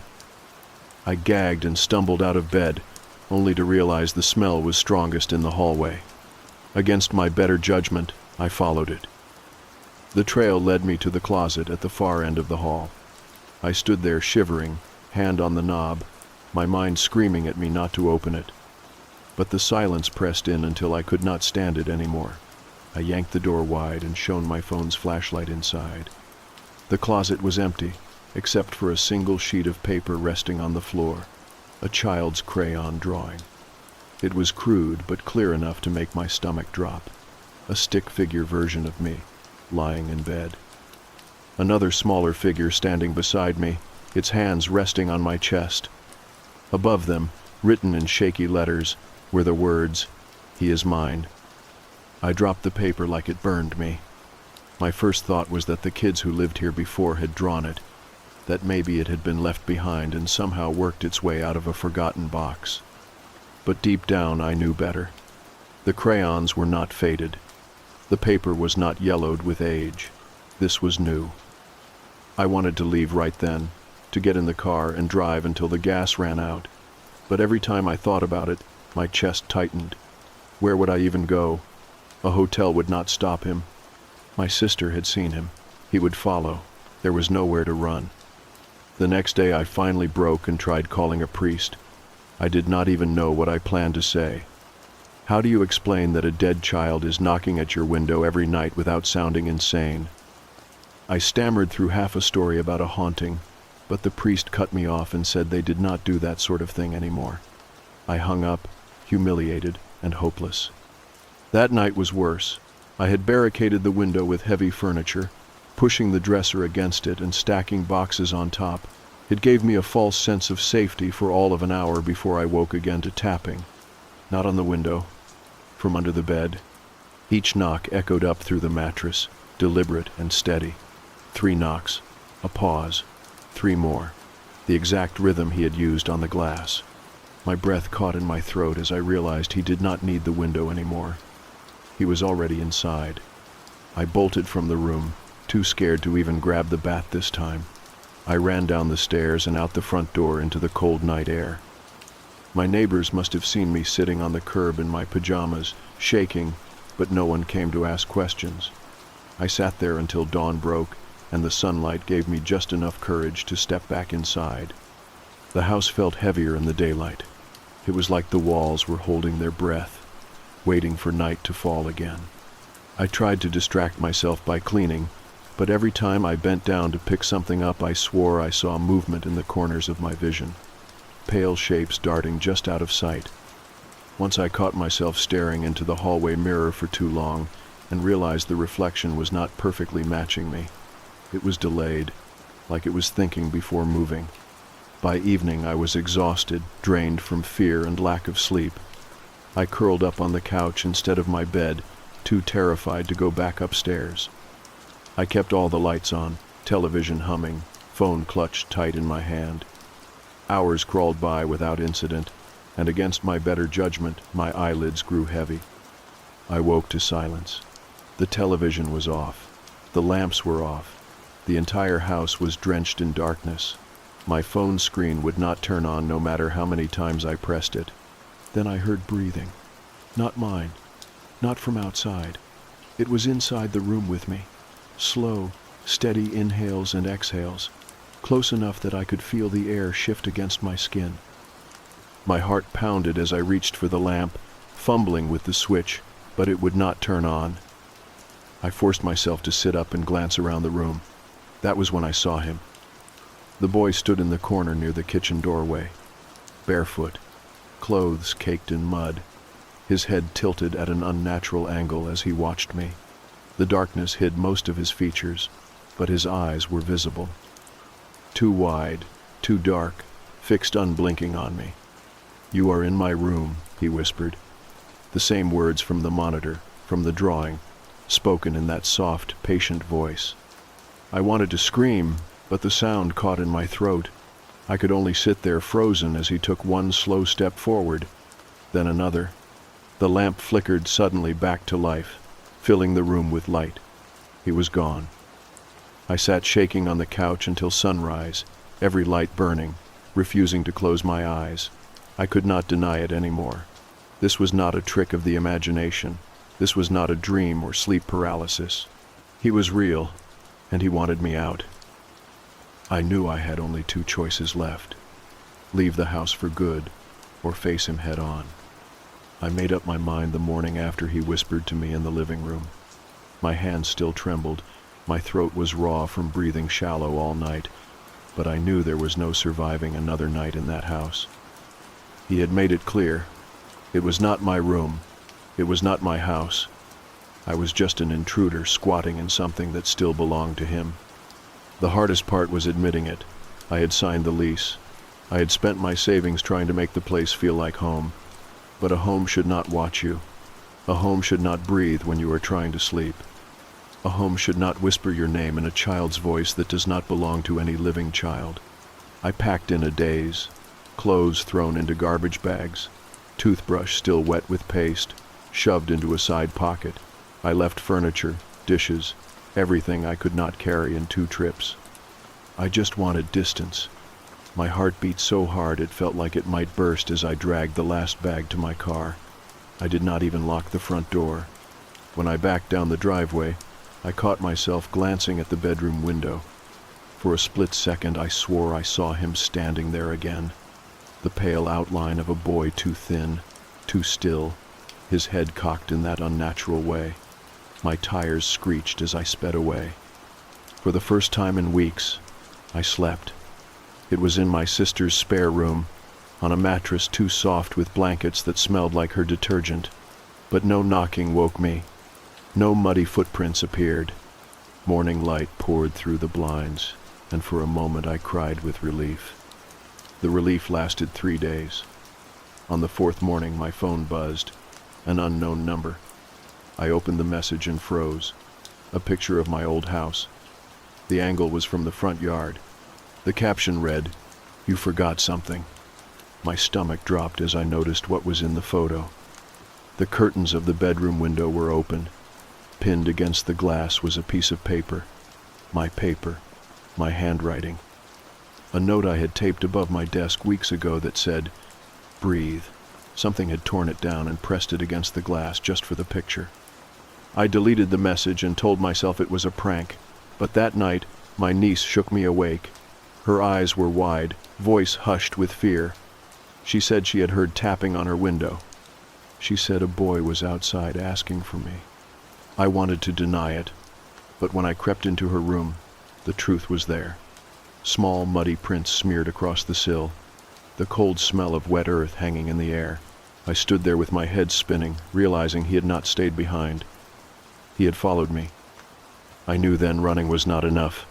I had to end it. The next day, I drove back to the neighborhood. My chest tightened as I pulled up to the house I had abandoned. It looked different now, more decayed in just a week. Weeds pushing higher through the yard, paint peeling faster, as though time itself was rotting it. But the window was still there, curtains open, waiting. I parked down the street and walked to the neighbors. An older woman answered, someone I had nodded to in passing but never really spoken with. When I asked about the boy, her face tightened like she had been expecting the question. She told me quietly that yes, a boy had lived there once, the family before me. He was 8 when he vanished. One night, he went to bed, and by morning his room was empty. No forced entry, no open windows, just gone. The parents eventually moved away, unable to stay. I asked if the police had searched. She nodded. Every inch of the house, every yard of the woods nearby. Nothing. Just a missing child case that turned cold. Her voice dropped lower. She said she had seen lights on in that house some nights, even before I moved in. Heard noises when no one was supposed to be there. She had never dared go inside. That place belongs to him now, she whispered. That night, I returned with one goal, to confront him, to tell him he had to let me go. It felt foolish, but I had no other choice. I stepped into the living room, flashlight trembling in my hand. The air was stale, thick with that same earthy smell. My footsteps echoed too loud against the walls. I climbed the stairs, every creak sounding like a warning. At the top, I turned toward the bedroom. The door was half open, like it had been waiting for me. Inside, the room was colder than the rest of the house. The dresser I had used to barricade the window was shoved aside. The glass was bare, and he was there. The boy stood in the center of the room, bare feet pressed into the floorboards, eyes darker than the night outside. He tilted his head the way he always did, studying me like I was the ghost. "This is my room," he whispered. My throat tightened. "I know," I said, voice shaking. "It's yours. I am leaving. I will not come back. But you need to stop following me. You need to stay here."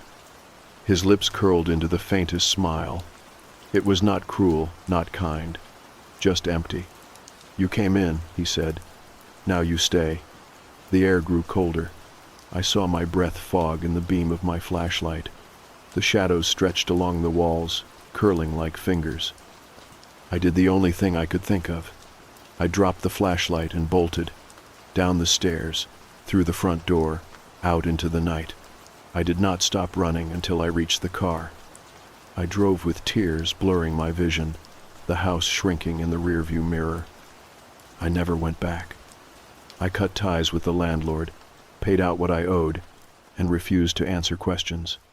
I moved 2 towns over, into a cramped apartment with too many locks. And for the first time in months, the nights grew quiet again. No tapping, no muddy prints, no whispers. The boy had gotten what he wanted. The house was his. I had given it back. It has been over a year now. I still wake sometimes at 3 in the morning, heart racing, convinced I will hear that knock on the glass. But the windows stay silent. The rooms stay empty. And I know better than to ever go near that street again. Because some houses are not meant for us. Some rooms will never truly belong to the living. And if you ever hear a child's voice outside your window asking to come in, do not answer. Do not look. Do not listen. Just leave. Before he decides you are the one in his room.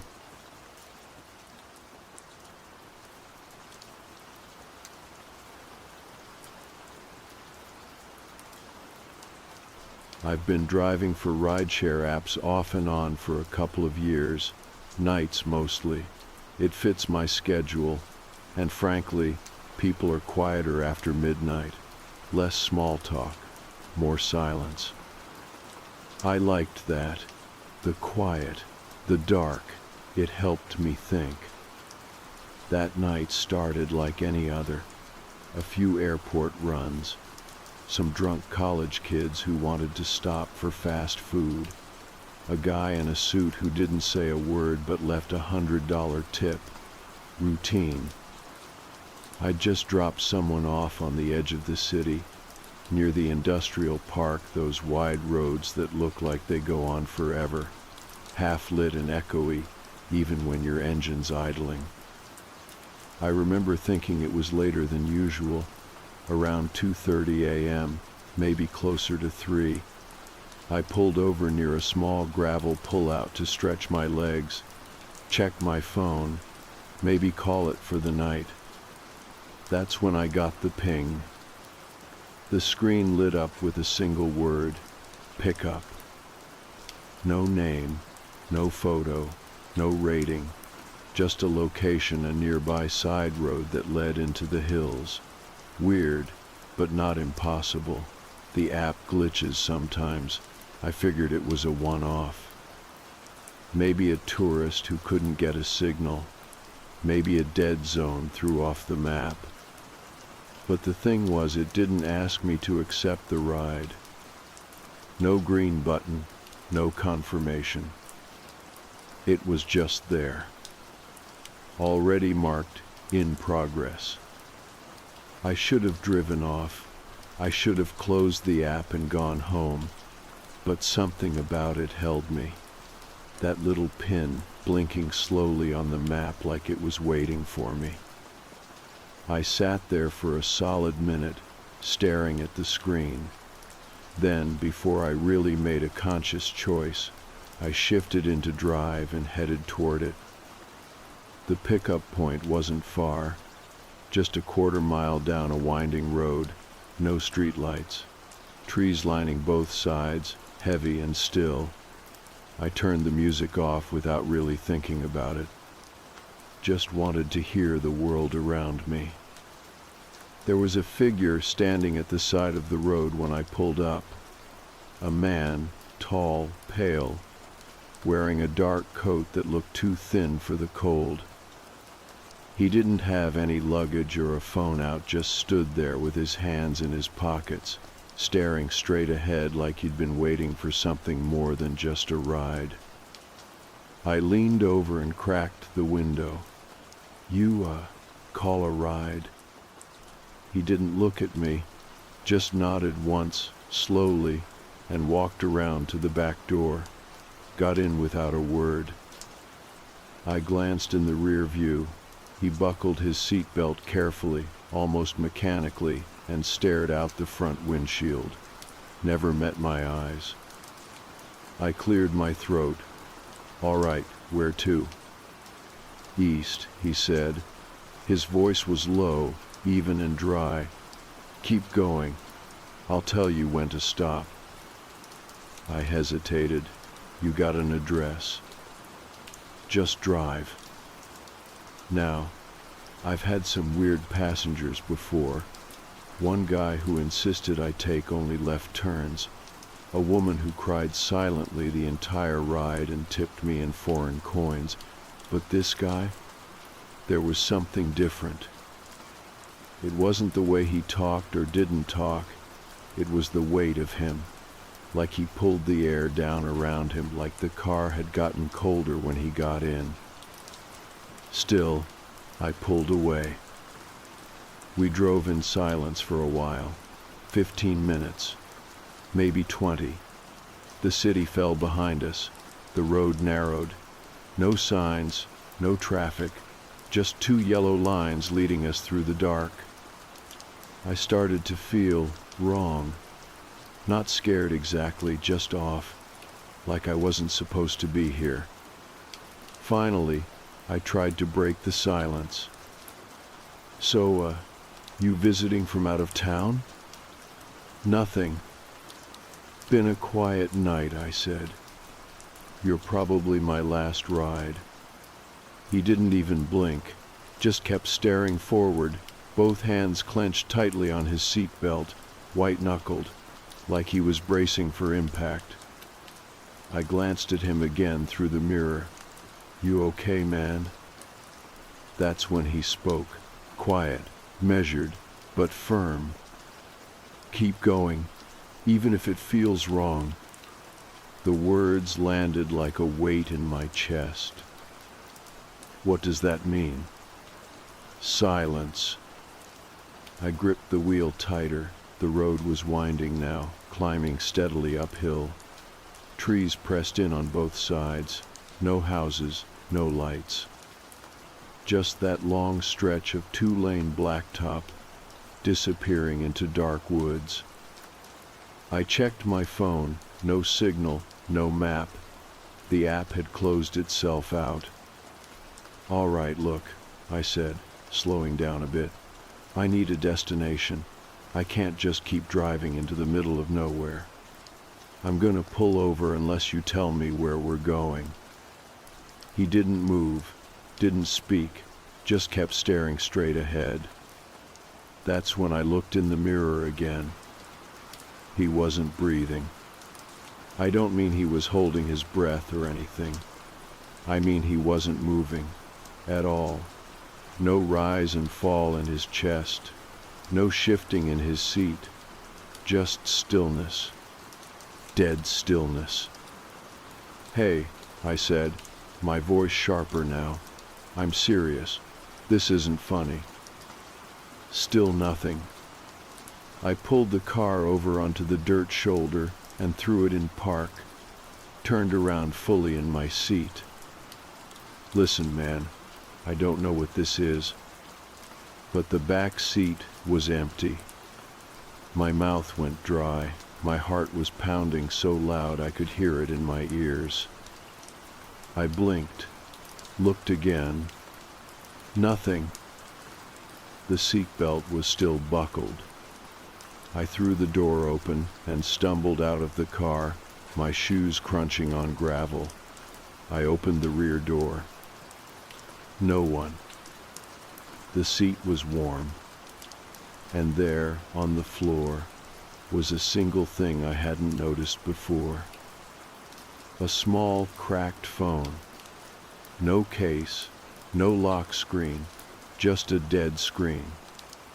I picked it up, hands shaking, pressed the power button. Nothing.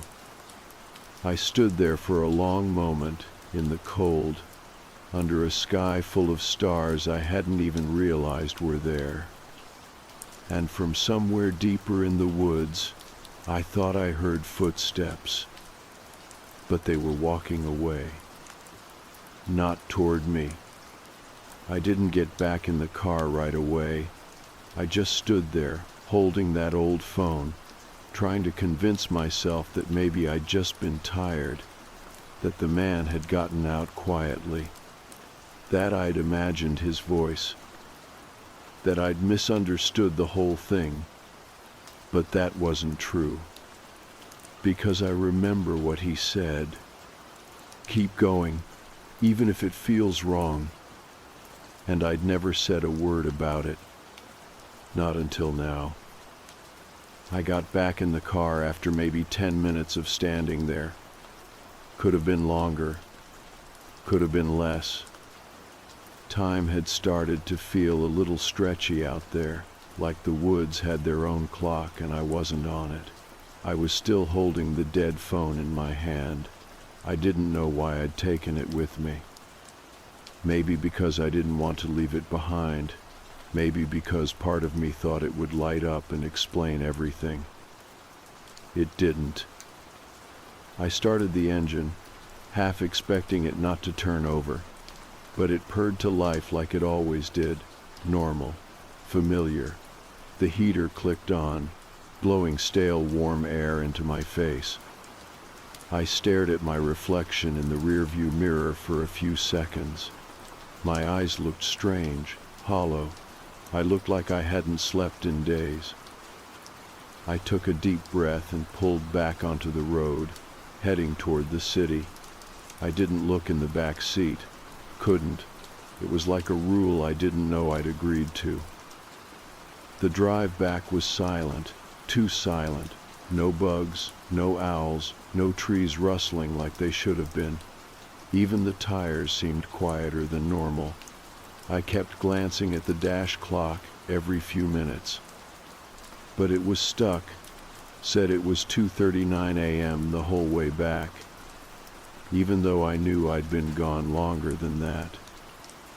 Eventually I made it back into cell range, and my phone buzzed violently in my pocket like it had been holding its breath.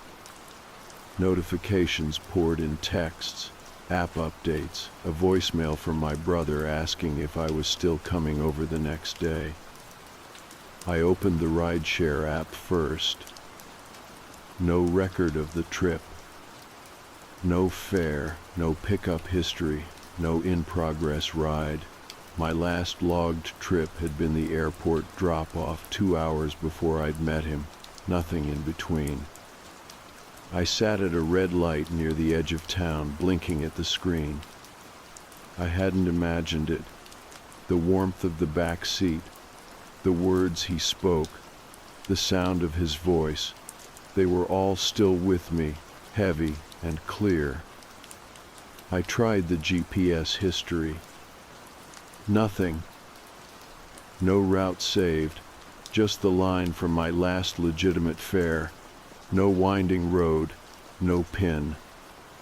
I turned the cracked phone over in my hand again. It had no branding, no SIM card slot, just a faint indentation on the back like it had been jammed into something hard. I tried pressing the power button again. Still nothing. I opened the glove box and tossed it in, slammed it shut harder than I meant to. I didn't tell anyone about what happened, not right away. What would I even say? That I'd picked up a passenger who vanished in thin air. That I'd followed a ghost into the woods because my app glitched. That his last words made my chest feel like it was being crushed. I drove home and sat in the driveway until the sun came up. Then I went inside and showered with the door open. That should have been the end of it, but it wasn't. The next day, I found muddy footprints on my welcome mat, not mine, too small, too narrow. I'd cleaned the place the day before. They hadn't been there then. They led right up to the door and stopped, no matching prints leading away, just a single trail in and nothing else. That night, my hallway light turned on by itself around 2 a.m. I heard the click from my bedroom. I live alone. I keep the hallway switch taped because it used to flicker and drive me nuts. It didn't flicker this time. Just glowed solid. A few nights later, I was driving again. I'd taken a break from rideshare, but figured I needed to push past it, get back to normal. It was late, and I was doing a loop around the city when I got a ping. This time it came through the right way: name, pickup location, destination. I checked the name. Noah. The same name from the cracked phone's lock screen. I hadn't told anyone about it. I hadn't even opened the glove box since.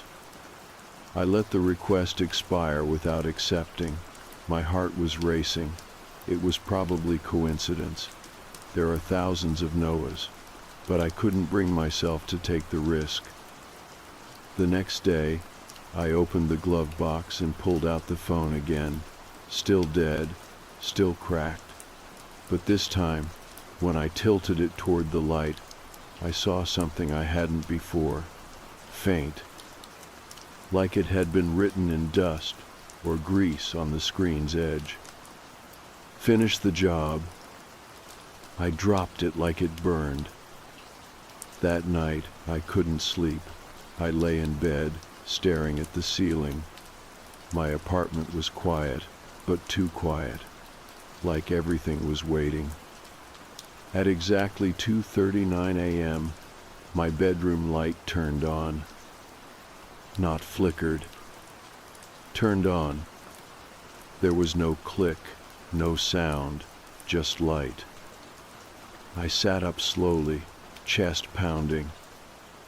The hallway was dark, the door was open, I hadn't left it open. And for a second, just a second, I swear I saw someone standing at the end of the hall. Tall, still, watching. Then the light went off. I didn't get out of bed. The next morning I opened my rideshare app and deleted it. But it reinstalled itself that night. I don't know how. I didn't touch it. It came back with a single notification. You still have one ride left. I haven't driven since. But I keep seeing him. Not just at night, during the day too. Reflected in windows, in the shadows behind parked cars, standing at bus stops, looking the wrong direction, not moving, just waiting. I tried talking to a friend about it, told him about the strange ride, left out the supernatural parts. He laughed it off, said I needed sleep. That night, he called me, said he'd gotten a ride request. No name, no destination. Just a pickup point in the woods outside the city. He didn't take it.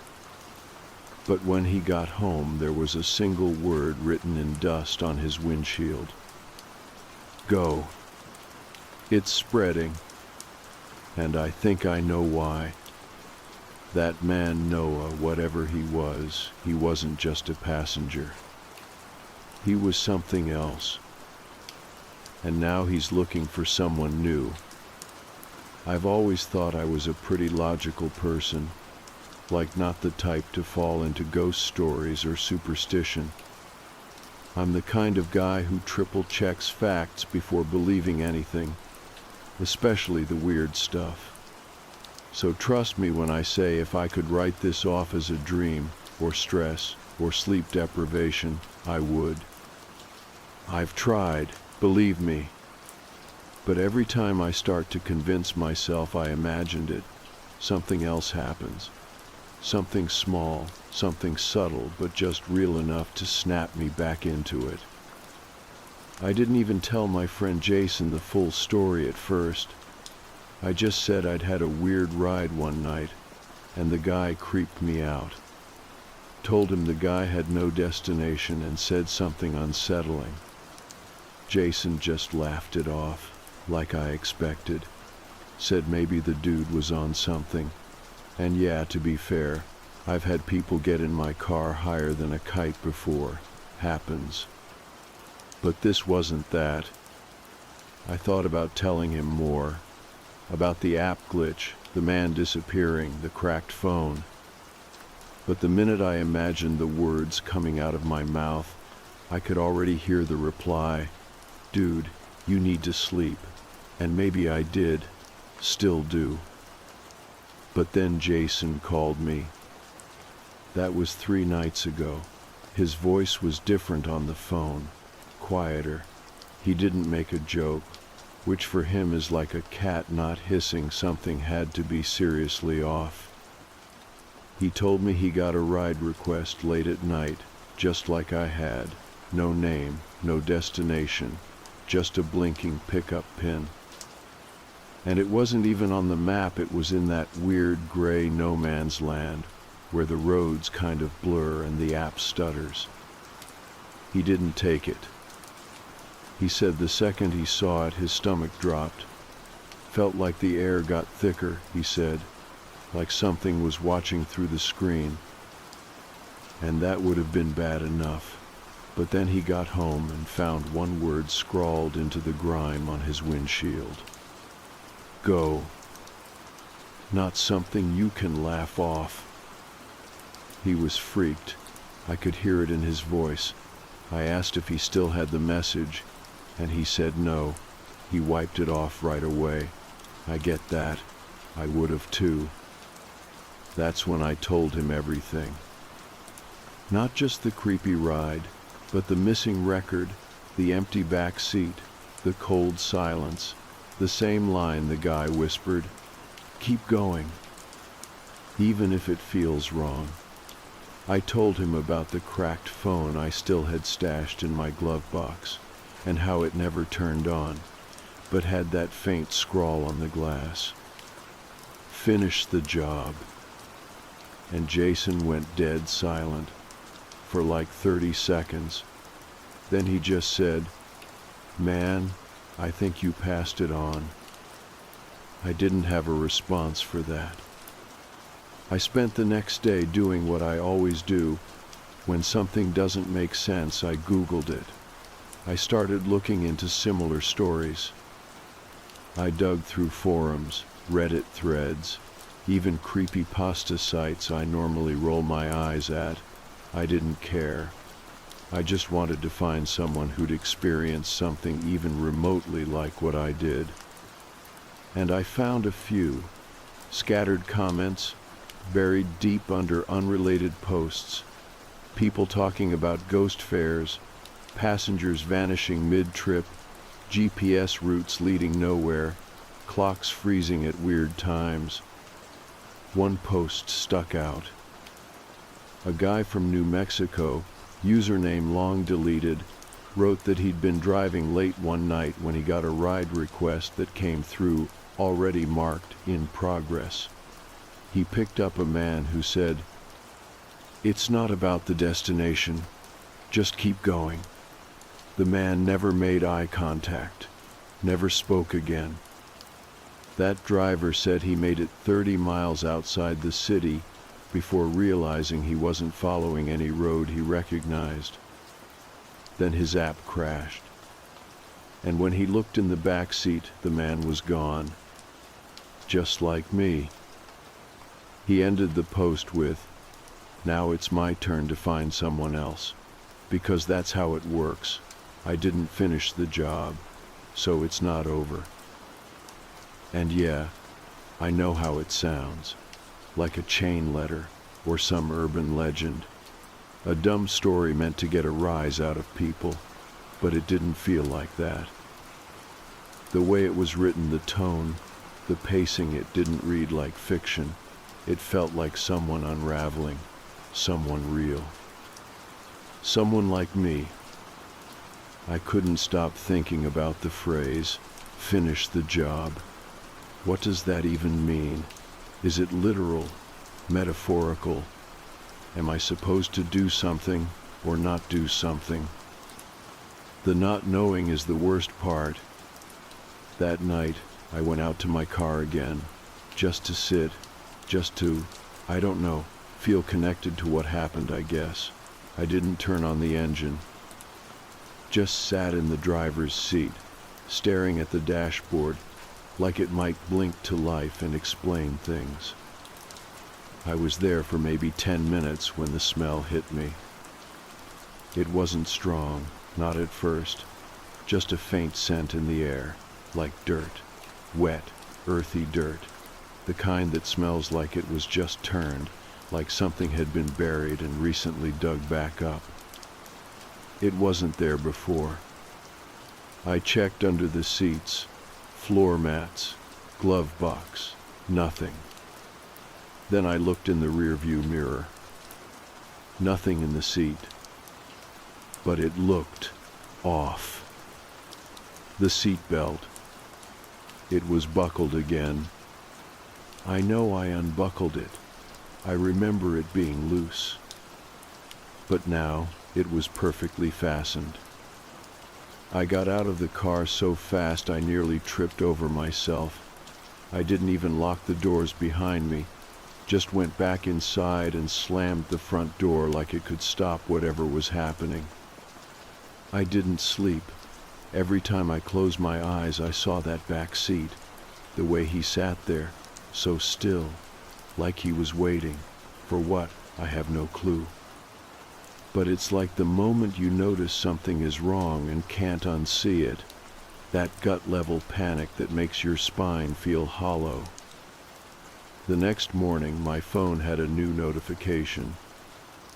The rideshare app had reinstalled itself, again. Same message. One ride left. And this time, the pickup pin? It was right outside my apartment, like 20 feet from my front door. I watched it blink on the screen for over an hour. I never opened the door, never checked outside. I was scared, not just scared, but that weird kind of fear where it feels like you're on the edge of something. Like if you look, you'll see, and once you see, you'll never unsee it again. That's where I'm at now, writing this. I haven't left my place in 2 days. I turned off my phone, threw the cracked one in the trash behind a grocery store 2 towns over. I've locked the doors, closed the curtains. I haven't dared peek outside after sunset, but I still feel him. I don't know if he's waiting for me to drive again, or if he's already inside. Maybe that's what they mean by finish the job. You drive long enough, and eventually he stops being the passenger and becomes the one behind the wheel. I don't really know what normal looks like anymore. Before all this, I used to have routines. Morning started with a strong cup of gas station coffee, followed by a scroll through my messages, checking rideshare bonuses or promotional boosts for the day. Then I'd head out, drive around the city, maybe pick up 5 or 6 passengers before lunch, take a break, back at it until midnight if the tips were decent. That was my life. Simple, repetitive, predictable. Now I wake up and the first thing I do is check the locks. Not my phone, not my email, just the locks. Then I go to the window and stare at the street like it's going to move, like it might change. I know that sounds weird, but after everything I've told you, you can probably understand why. 2 nights ago, I found my car unlocked. That might not sound like a big deal, but I always lock it, always. It's automatic at this point. It's like muscle memory. I press the fob before I even get out sometimes. But that night, I looked out my window and saw the driver's side door was cracked open just an inch. Just enough to be obvious, enough to make a statement. I didn't go down to check right away.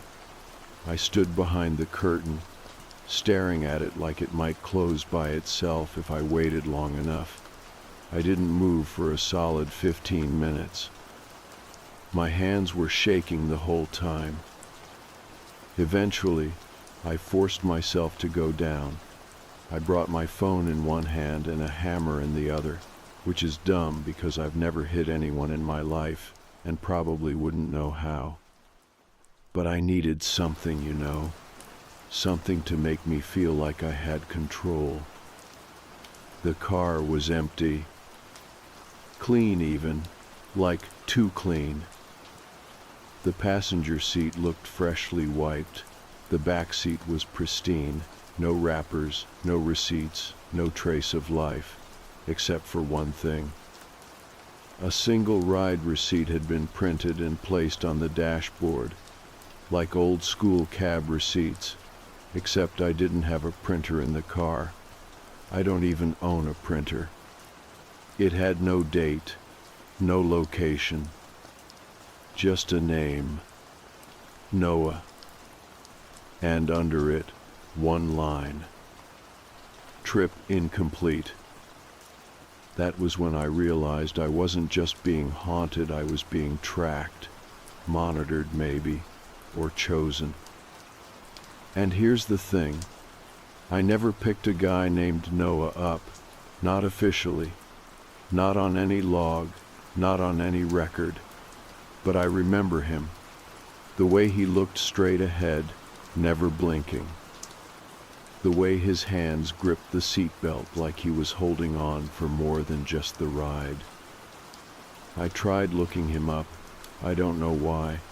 Maybe I thought if I could find something in obituary, A missing persons report. It would make this feel less insane. Like there was a reason, something I could hold on to. I didn't find anything useful, but I did find something. A post on an old paranormal forum, dated 5 years ago. Title was simple, "Rideshare Glitch Anyone Else?" I clicked it. Most of the replies were jokes or people sharing creepy stories that were clearly fake. But the original post, it was different. The guy described a night almost identical to mine. Passenger shows up without a request. Long silent ride, gives no destination, repeats the line, "Keep going, even if it feels wrong." Ends the post by saying he saw the man again a few days later, standing outside his apartment. The post ends with, "I think I picked up something I wasn't meant to.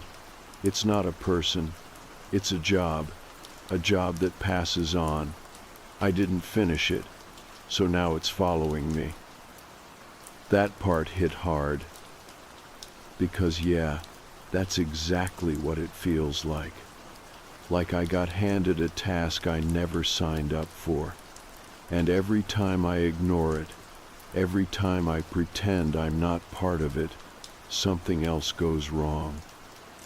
Jason hasn't answered my texts in 2 days. Last I heard from him, he said the rideshare app reinstalled itself on his phone again, just like mine. He didn't even open it. Just powered the phone off and tossed it in a drawer.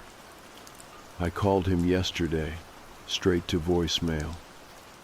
His social media is still up, but no new posts.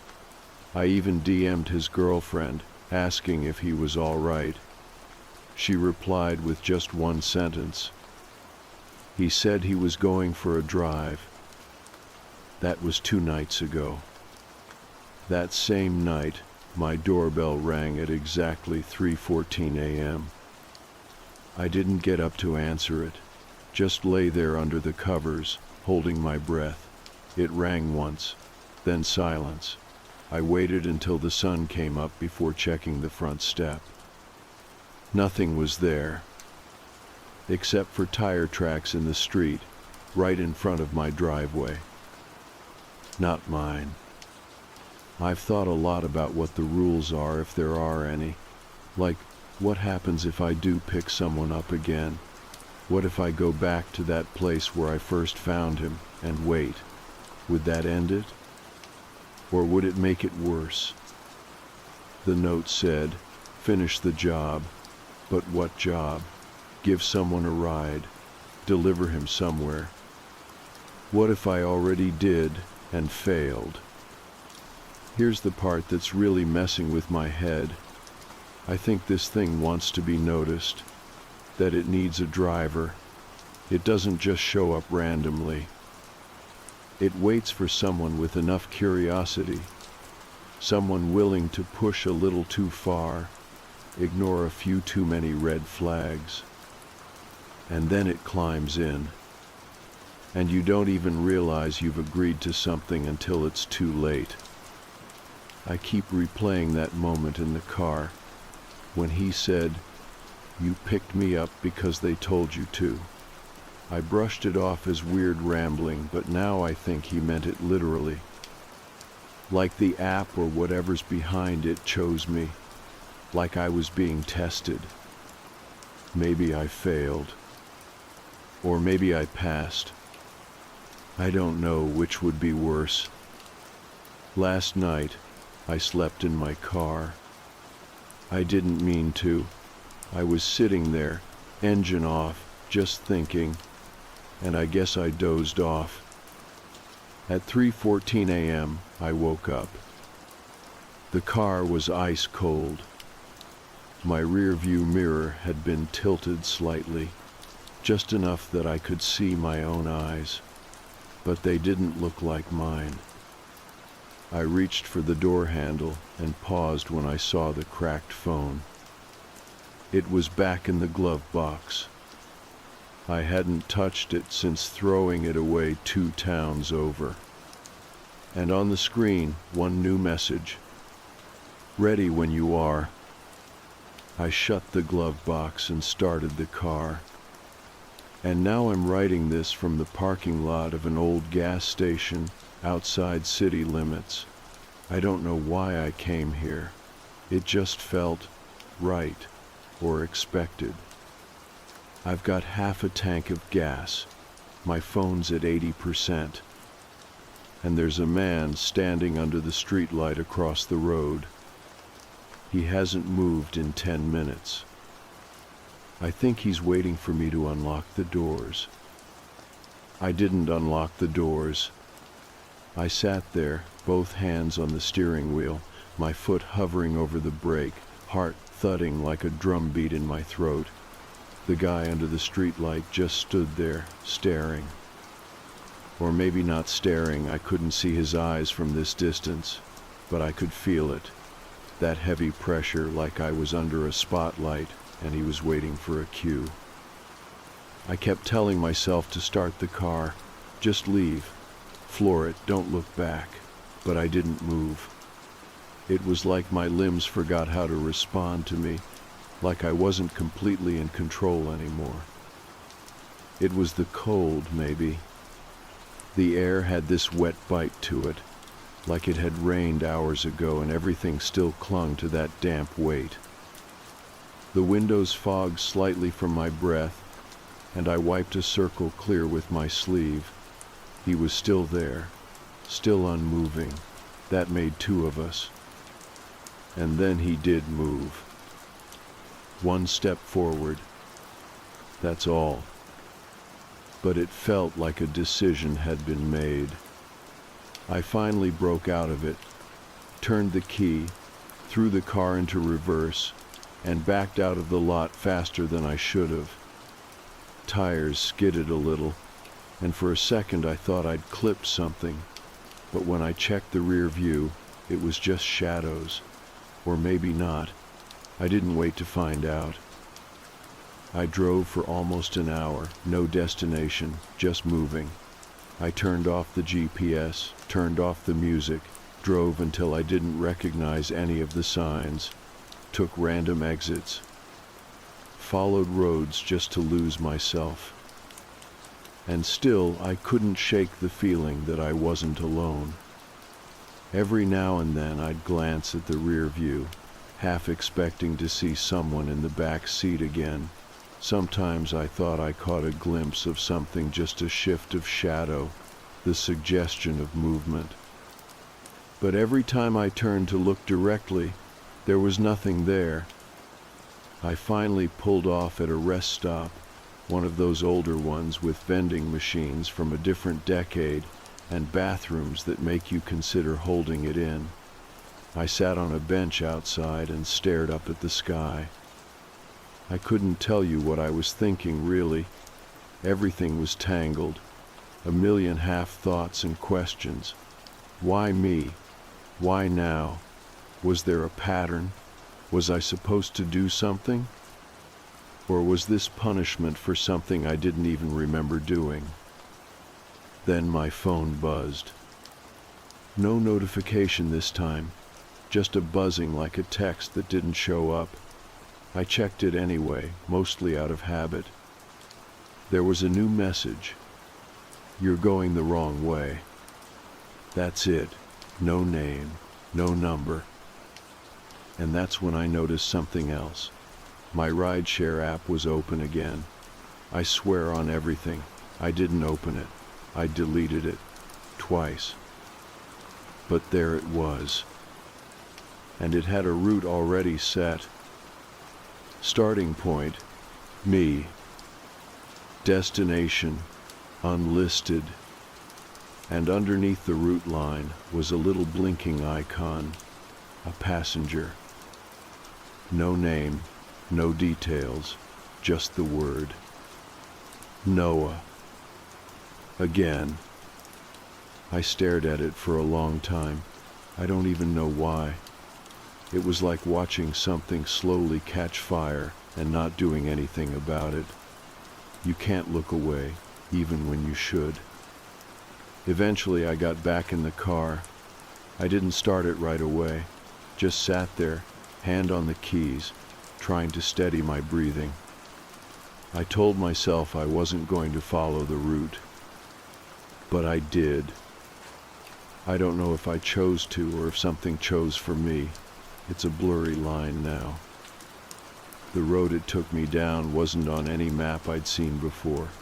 Long stretches of cracked pavement, the kind with grass pushing through.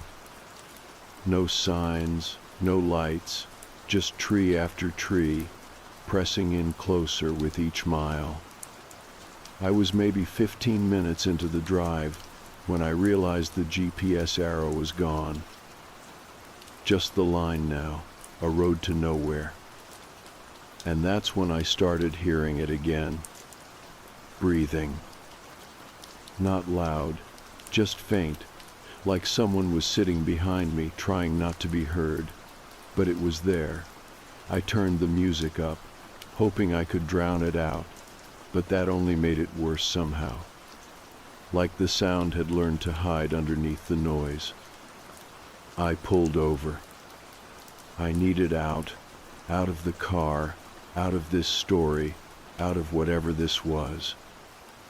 I flung open the door and stepped into the dark. No lights anywhere, not even stars, just pitch-black trees and the hum of the engine behind me. And silence.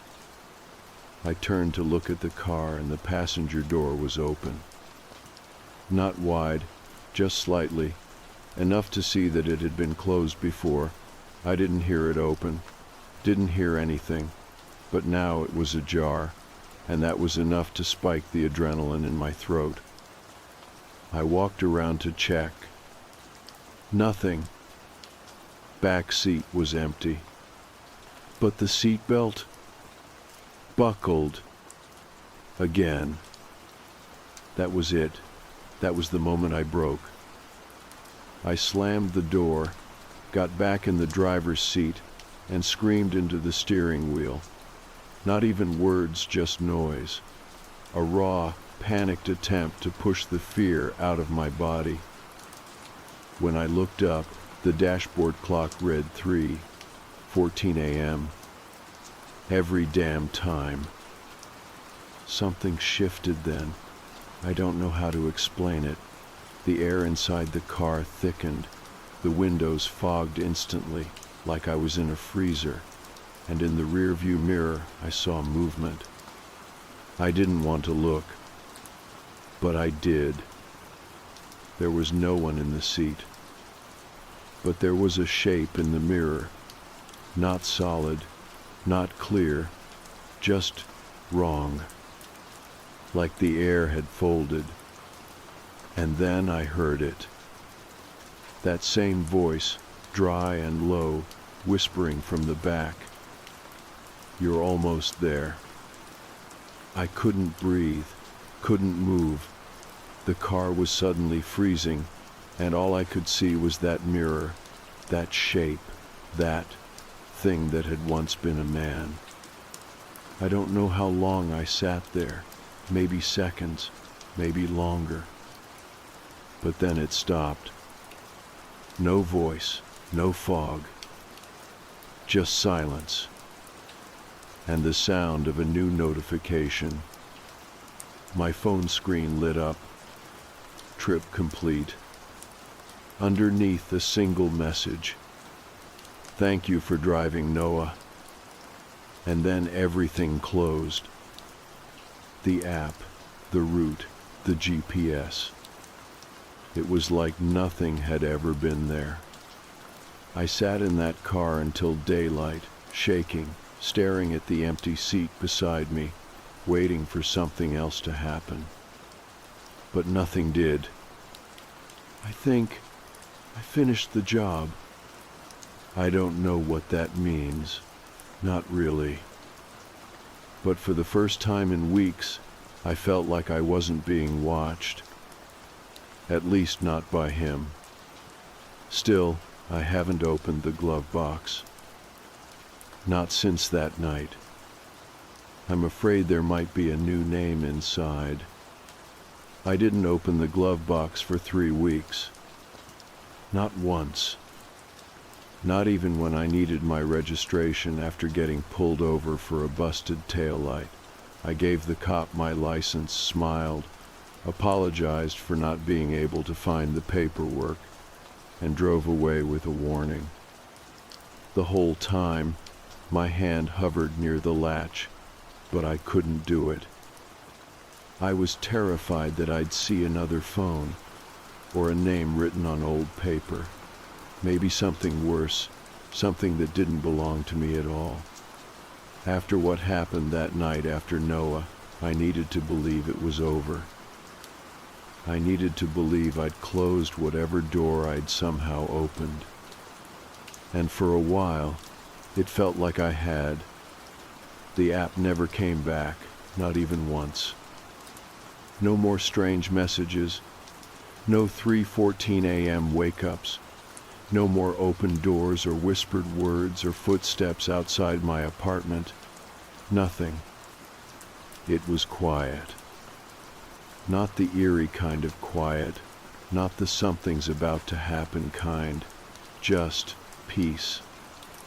I started sleeping again. I deleted every rideshare-related app and changed my number. I moved to a new place across town. Got a job working security for a storage facility. Night shift still but stationary. Locked gates. No strangers getting into my car. No destinations to follow. I even started going to therapy. I didn't tell my therapist everything, how could I?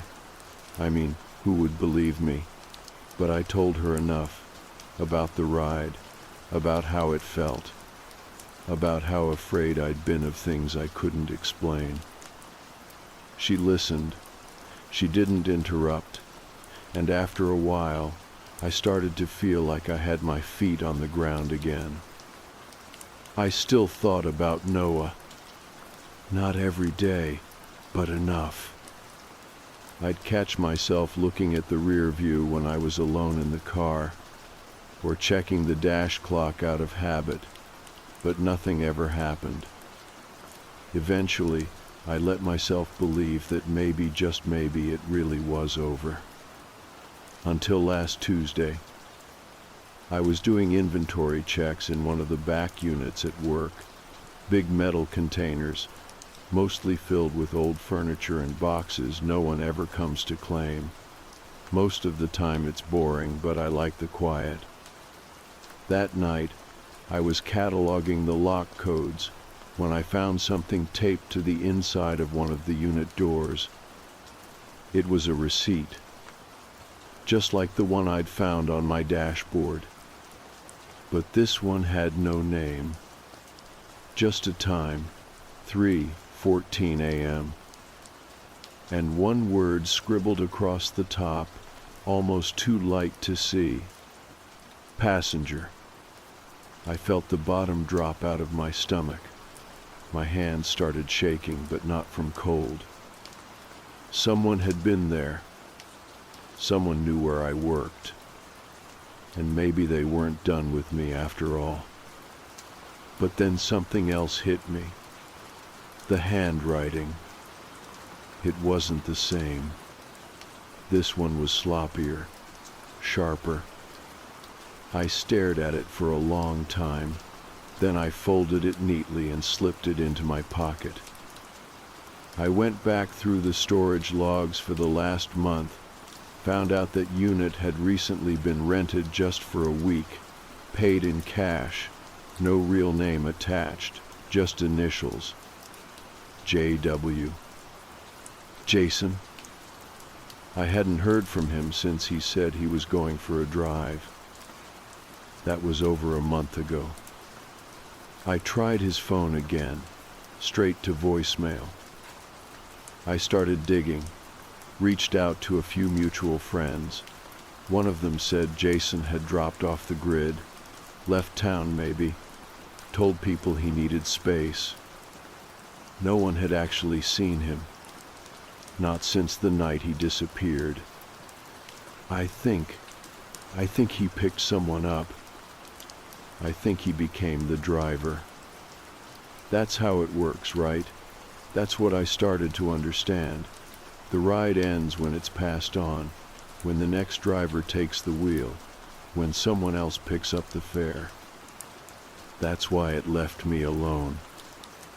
Because it wasn't about me anymore.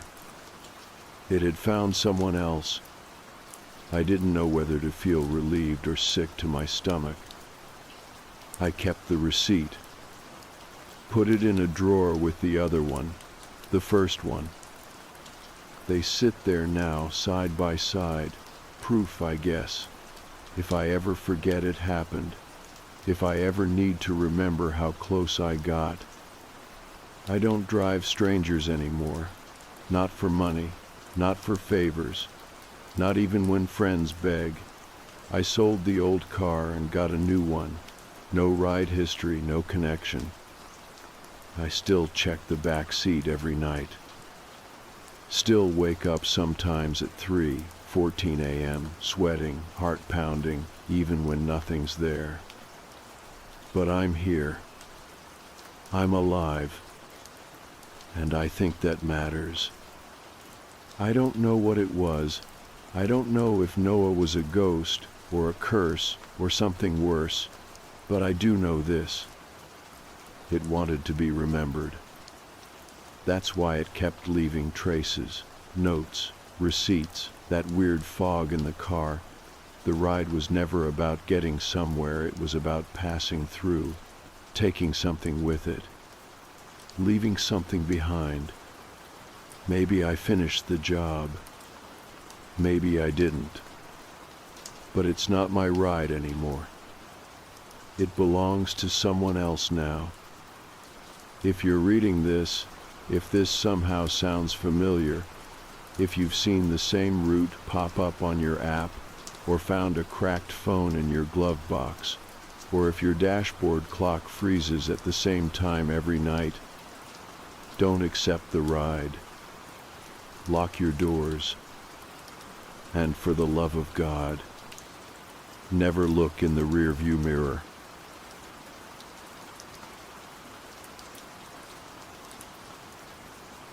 I almost did not want to share this because it sounds like something from a creepy bedtime story, and I was not sure anyone would believe me. But the whole thing started with my 6-year-old niece, who spends a lot of time at my house here in Boulder. She is usually full of imagination and energy, but some of the things she has said recently have been so strange that I cannot just brush them off. It started when she told me about the tall man in the window.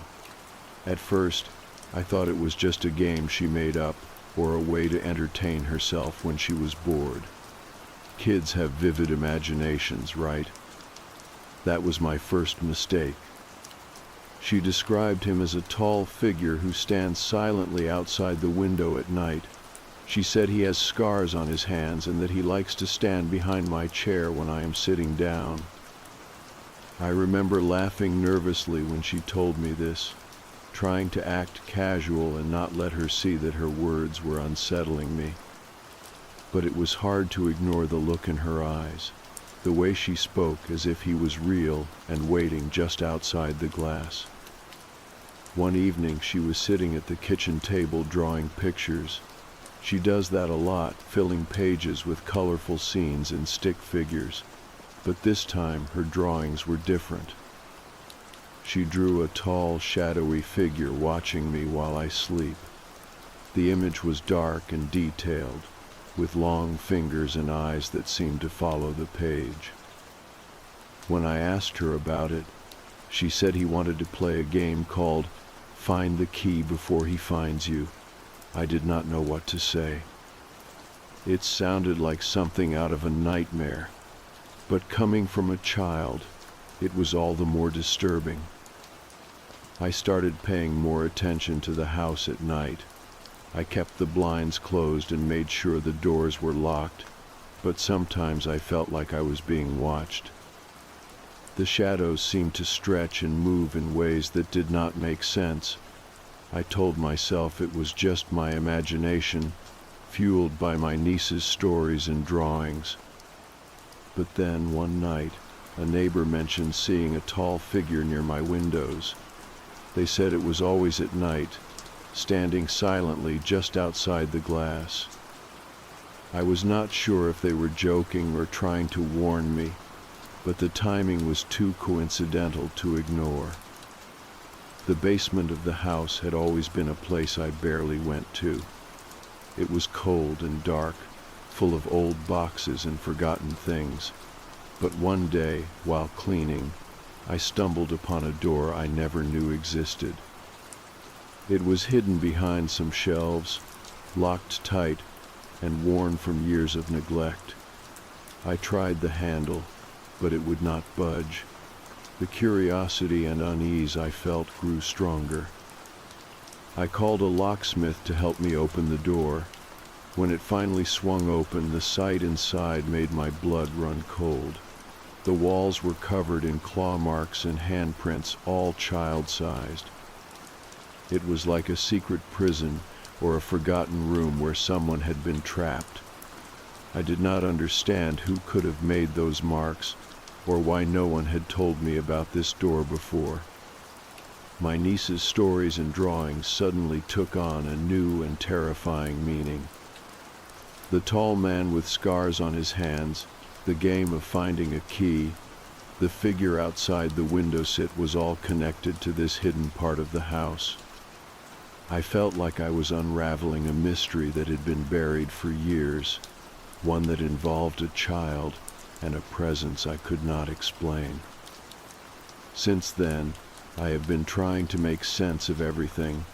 I keep a close eye on my niece and the house, listening for the knocking or tapping she says she hears from behind that locked door. I have started talking to neighbors more, piecing together what they know and what they have seen. The house feels different now, as if it holds secrets in every shadow and every creak. I am scared but determined to protect my niece and find out the truth. The tall man in the window is no longer just a story. He is a part of our lives, lurking in the shadows and waiting for the next move in a game I do not fully understand. But I know one thing: I will find that key before he finds us. It was hard to ignore the strange feeling that settled in the house after that first night my niece told me about the tall man. The way she described him, the scars on his hands, how he liked to stand behind my chair, kept replaying in my head. I told myself it was just a child's imagination, maybe influenced by a story she heard or a nightmare. But when she started drawing those pictures, things got a lot harder to dismiss. The drawings were dark and detailed, showing this tall figure looming over me while I slept, and little stick figures running or hiding. She said he wanted to play a game called Find the Key Before He Finds You, and it sounded like a twisted kind of hide and seek. I kept checking the windows and the front porch, making sure everything was locked. But sometimes, when the house was quiet, I felt watched. The shadows seemed longer and more menacing than usual. I caught myself peeking out the window late at night, expecting to see someone standing there, waiting. One night, I almost thought I did see a tall shape standing just beyond the porch light, but when I blinked, there was nothing. I started to wonder if my mind was playing tricks on me, or if there really was someone out there. Neighbors started to mention seeing things too, though none would talk about it openly.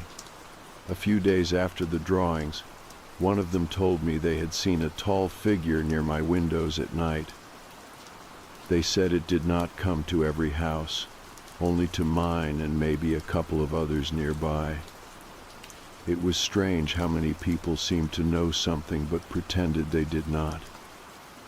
That added to the feeling of isolation, like I was stuck in a story that only I was reading.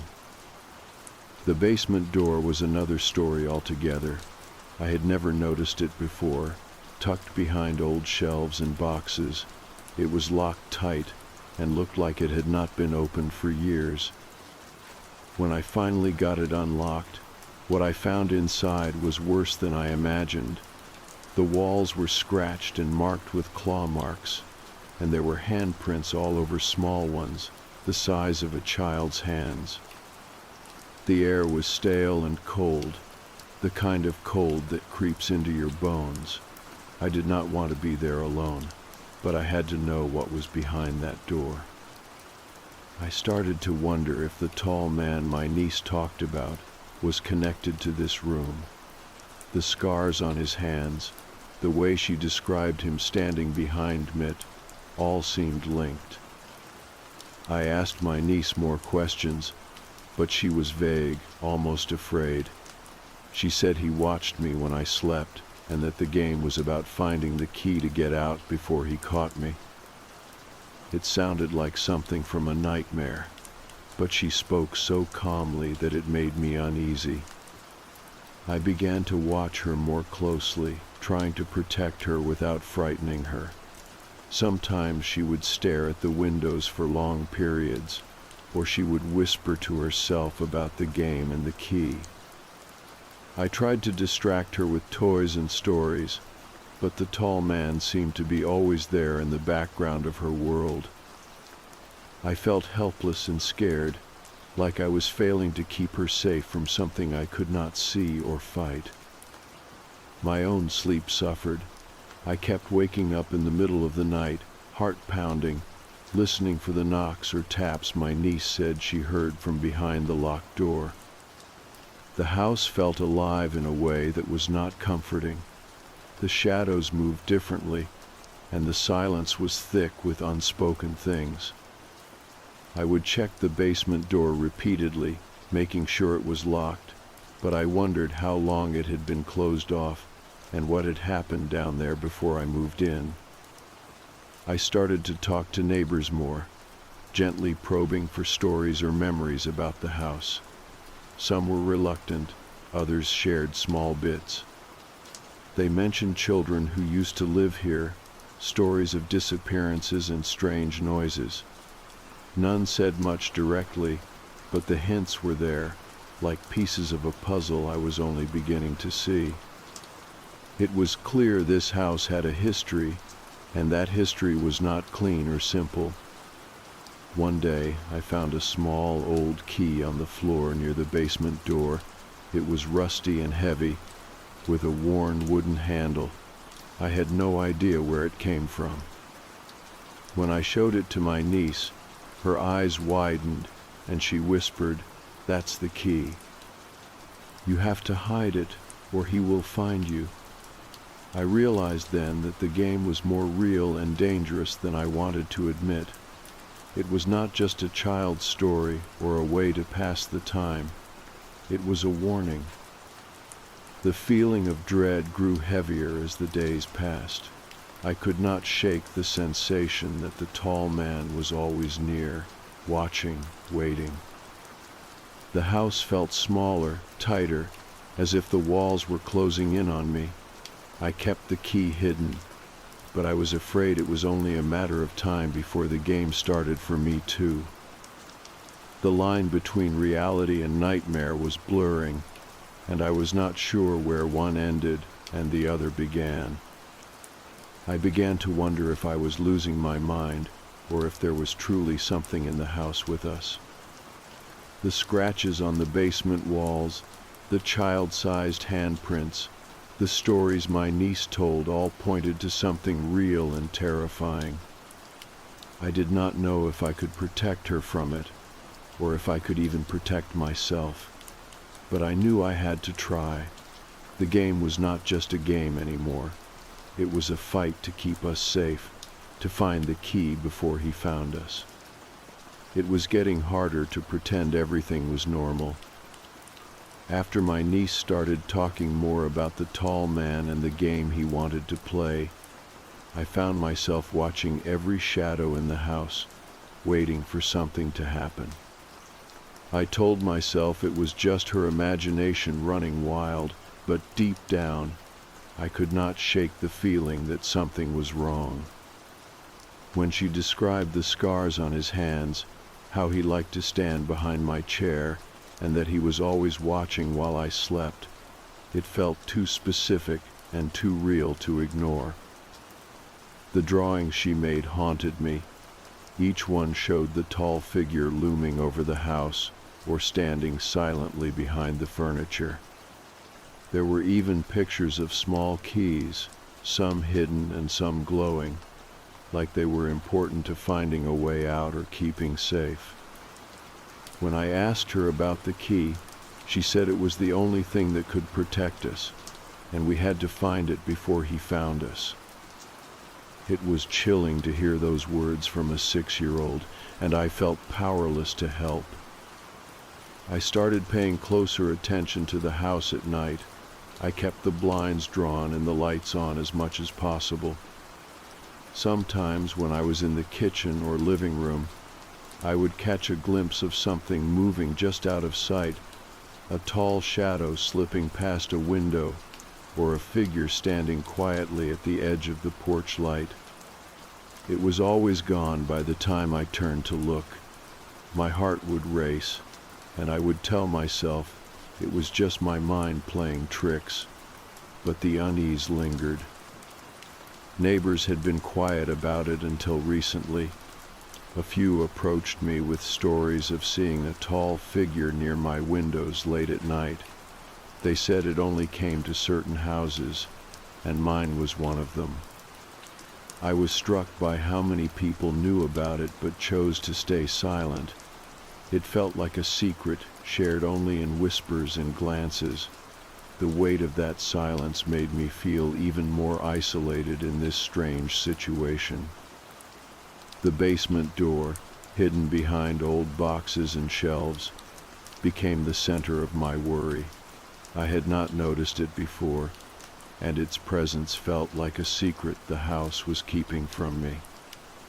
When I finally got it unlocked and opened, the sight inside was terrifying. The walls were covered in claw marks and handprints, all small like a child's.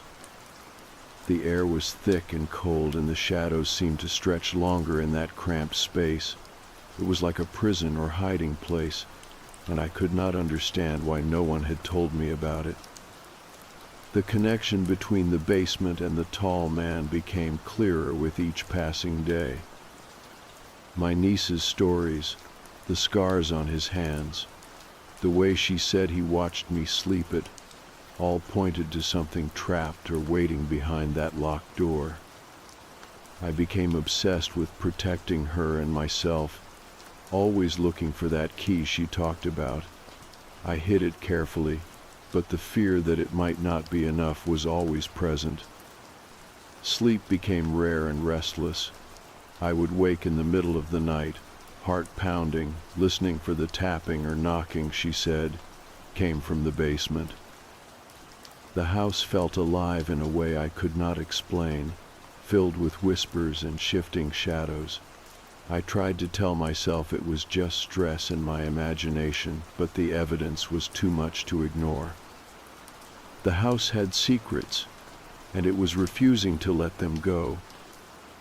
I spent more time with neighbors, asking questions gently, trying to piece together the history of the house. Some spoke of children who lived here long ago, others of strange noises and disappearances. The stories were fragmented, half forgotten, but they painted a picture of a place marked by sadness and mystery. I felt like I was living in the middle of a story I did not understand, caught between past and present. The tall man's presence felt stronger at times, like he was testing the boundaries, watching how I reacted. My niece would sometimes freeze, staring at a corner of the room where nothing was visible, and whisper, "He's here." I wanted to hold her close, to shield her from whatever this was. But I felt powerless. The game of finding the key before he finds us was no longer just her imagination. It was real, and the stakes felt terrifyingly high. I thought about calling for help, but feared that no one would believe me, that they would think I was overreacting or imagining things. The house, the tall man, the basement door, all of it felt like a secret I was forced to carry alone. The isolation was suffocating.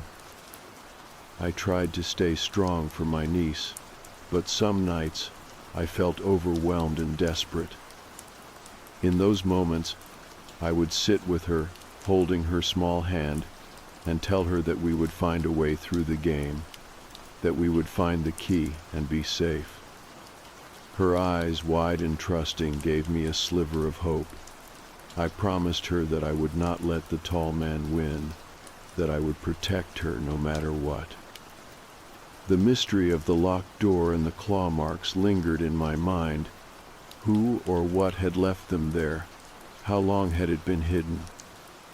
The house felt like it was holding its breath, waiting for me to uncover its secrets. I knew I had to find the key, not just for the game, but to finally understand what was happening in the shadows of my home. The nights were the hardest. After my niece talked more about the game and the tall man watching me, sleep became something I could only grasp in fleeting moments. The house felt heavier, like the walls themselves held memories I could not reach, secrets I was not meant to know. I started to keep a notebook by my bed, writing down every sound, every shadow, every odd feeling. It was a way to hold on to some kind of control when everything else felt so uncertain. My niece's drawings kept evolving. They were darker now, more detailed. The tall man was always there, his scarred hands reaching out, his eyes wide and empty. She drew the basement door too, the one we found locked and covered in claw marks and small handprints. She said it was where he waited, where the game really began. Sometimes she would whisper about the key, how it was hidden and how we had to find it before the man found us. I could see the fear in her eyes, but also a strange determination. I tried to shield her from the fear, but I was scared too. The tall man's presence was impossible to ignore. I started hearing noises at night, soft tapping, dragging sounds, and sometimes whispers so faint I thought I might be dreaming. I checked every window and door, locking and double locking, but the sense of being watched never left me. The house felt alive in a way that was not comforting. Neighbors began to share more stories, some hesitant, others with a knowing look. They spoke of shadows seen from their windows, unexplained noises, and a figure that moved silently around the houses at night. Some believed it was the spirit of a child lost long ago. Others thought it was something darker. The house and the neighborhood seemed tied together in a web of old secrets and half-forgotten tales. I became obsessed with finding the key. I searched the house from top to bottom, looking behind furniture, inside drawers, even in the garden. My niece helped sometimes, pointing out places she thought were important, or where the tall man might be hiding something. We never found it, but the search became a way to fight back, a way to reclaim some power over the fear that gripped us. One afternoon, I decided to explore the basement again. The air was cold and damp, the walls lined with old pipes and peeling paint. I shone a flashlight around, looking for anything unusual. The claw marks and handprints covered a section of the wall near the locked door. The marks were deep, almost as if someone had tried to claw their way out. I wondered how long ago they had been made, and what stories they could tell if walls could speak. I noticed something else that day, a faint smell, like something burnt mixed with damp earth, lingering near the door. It was faint but distinct, and it made the hairs on the back of my neck stand up. I could not explain it, but it felt like a warning or a sign. I stepped back and took a deep breath, trying to steady myself. That night, the knocking started again, soft and slow at first, then growing louder. It was not just at 2:47 anymore. It happened at odd times, sometimes multiple times a night. My niece clung to me, whispering about the game and the key. I tried to comfort her, telling her I would keep her safe, but the fear was real and deep, and I felt it too. I began to wonder if the tall man was not just watching us, but trying to communicate. The game, the key, the drawings, it felt like a message I could not fully understand. I tried talking to him silently, hoping to reach whatever was there, hoping to find a way to end the fear. Sometimes I thought I saw movement in the corner of my eye, fleeting and quick, like a shadow slipping away. My own dreams became strange and unsettling. I would dream of being chased through dark hallways and locked doors, searching desperately for a key that kept slipping through my fingers. The tall man was always there, his eyes wide and empty, waiting patiently. I would wake up gasping for air, the fear lingering long after I opened my eyes. I knew I could not keep living like this. The house was no longer just a place to live. It was a battleground. I needed to find answers, to find the key, and to protect my niece. The stories, the drawings, the marks on the walls, they were all pieces of a puzzle I was determined to solve. One day, while searching the attic, I found an old, dusty box filled with papers and photographs. Among them was a faded journal belonging to a child who had lived in the house decades ago. The entries spoke of loneliness, fear, and a strange figure that haunted the nights. The child wrote about a game and a key, about being trapped and trying to escape. Reading those words sent a chill through me. It was like the past was reaching out, telling its story through time. I shared the journal with my niece, hoping it might help her understand or find comfort. She listened quietly and then hugged me tightly. For the first time in weeks, I saw a flicker of peace in her eyes. Maybe, just maybe, we were not alone in this. The search for the key continues. I do not know where it is or what it truly unlocks, but I am not giving up. The tall man is still there, still watching, but I am stronger now. I am learning to face the shadows, to listen to the stories they tell, and to fight for the safety of the child who talks to the shadows and the family caught in their grasp. I could feel the weight of everything pressing down on me as the days passed. The tall man, the game, the locked basement door with its claw marks and handprints, all of it felt like a dark cloud hanging over our lives. My niece's stories grew more vivid and unsettling, and I struggled to keep my own fear in check for her sake. Some nights, she would wake crying, whispering about how the man was getting closer, how the game was starting, and how we needed to find the key quickly. I held her tightly, telling her that I would protect her, even though deep inside, I felt like I was losing control. I began spending more time in the basement, trying to understand what the locked door really meant. The room beyond was cold and damp, and the air felt thick with history and something else I could not explain. The claw marks on the walls told a story of desperation and fear, and the child-sized handprints made me imagine a trapped little person reaching out for help. I could not shake the feeling that this place was connected to the tall man my niece saw, as if his presence was tied to whatever happened in this hidden part of the house. I started searching for the key obsessively. Every nook and cranny of the house was examined, drawers opened, floorboards tapped, even the garden searched.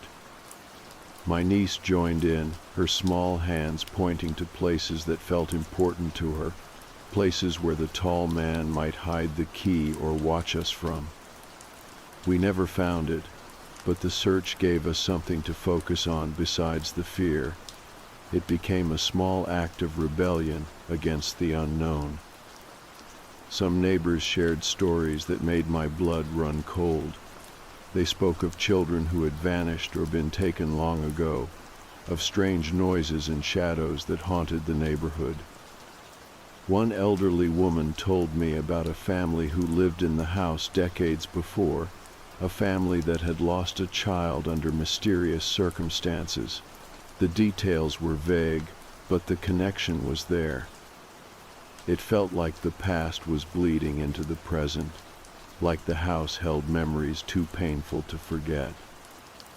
I started keeping a detailed journal, documenting every strange occurrence and every word my niece said about the game and the tall man. Writing it down helped me make sense of the chaos.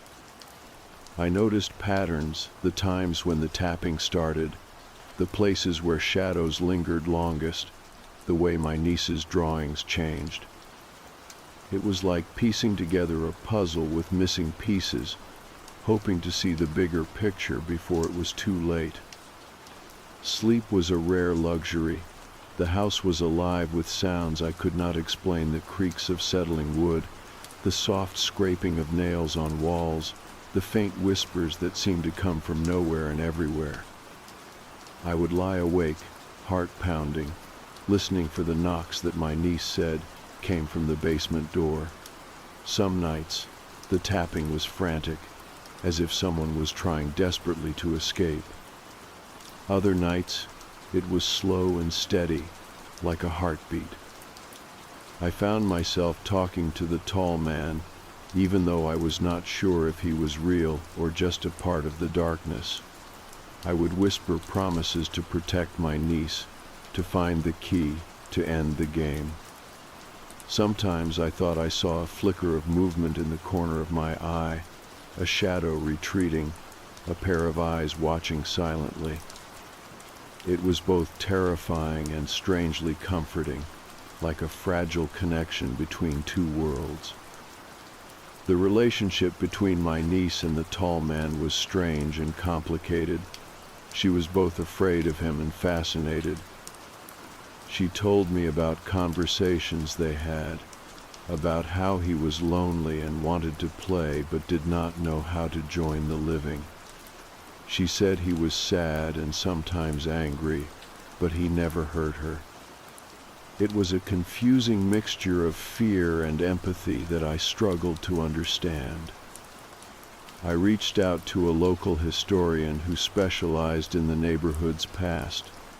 She shared records and stories that confirmed some of the things I had heard from neighbors. The house had a dark history, with reports of disappearances and strange occurrences dating back decades. The locked basement door, she told me, was rumored to hide secrets that many preferred to forget. It was as if the house itself was a keeper of untold stories. The pressure of all these discoveries and fears began to wear on me. I felt exhausted and overwhelmed, caught between protecting my niece and uncovering the truth. I worried that the tall man's presence was growing stronger, that the game was closing in. The key felt like the only hope, a way to break free from the cycle of fear. One evening, while helping my niece with a drawing, she suddenly stopped and pointed to a spot on the page. "There," she said quietly. "The key is there." It was a simple sketch of the basement door with a small glowing shape next to it. I took it as a sign and decided to search that area again, this time more thoroughly. We moved boxes, lifted floorboards, and checked every crack around the doorframe. Finally, hidden beneath a loose floorboard, I found an old, rusty key. It was heavy in my hand, cold and worn. Holding it, I felt a mix of relief and dread. This key might unlock the basement door, but what waited behind it was still unknown. That night, I sat with my niece and told her that we had found the key. Her eyes lit up with a mix of hope and fear. We made a plan to open the door together, knowing that it was a step into the unknown, but also a chance to end the game. We promised to watch out for each other and to face whatever was there with courage. As I write this, the key lies on the kitchen table, and the basement door remains locked. We are preparing ourselves for what comes next. I do not know what we will find or how it will change everything. But I know that we are not alone, and that the game, the tall man, and the secrets of the house are part of a story we are only beginning to understand. The key sat heavy in my hand as I stood before the locked basement door. It was the moment I had been dreading and anticipating all at once. My niece's small fingers wrapped tightly around mine, her eyes wide but resolute. The game we had spoken about so many times was no longer just in her drawings or whispered words. It was real. It was happening now. I took a deep breath and slid the key into the rusty lock. It turned with a creak that echoed through the quiet house like a distant warning. The door swung open to reveal a narrow, dark stairwell descending into cold, musty air. The basement beyond was dimly lit by a single bare bulb hanging from the ceiling, casting long shadows that danced on the walls. The claw marks and child-sized handprints were even more chilling up close. The walls seemed to close in around us as we stepped inside, the silence broken only by the soft tapping of our footsteps. I held my niece close, feeling the warmth of her small body against mine, steadying both of us. She whispered about the tall man waiting in the shadows, watching us, and I could feel his presence in the room like a cold breath on my neck. The basement was filled with old furniture, forgotten toys, and dusty boxes, but the sense of something unseen lurking was overwhelming.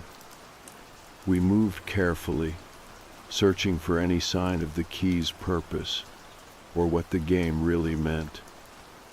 In a far corner, behind a stack of broken crates, we found an old wooden chest, locked and heavy with age. My heart pounded as I slid the key into its lock. It fit perfectly. The chest creaked open to reveal worn papers, faded photographs, and a small, tattered doll with one missing eye.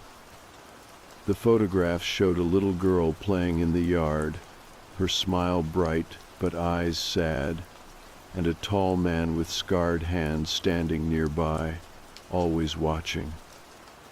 As I sifted through the contents, I realized we had uncovered the story behind the tall man and the locked door.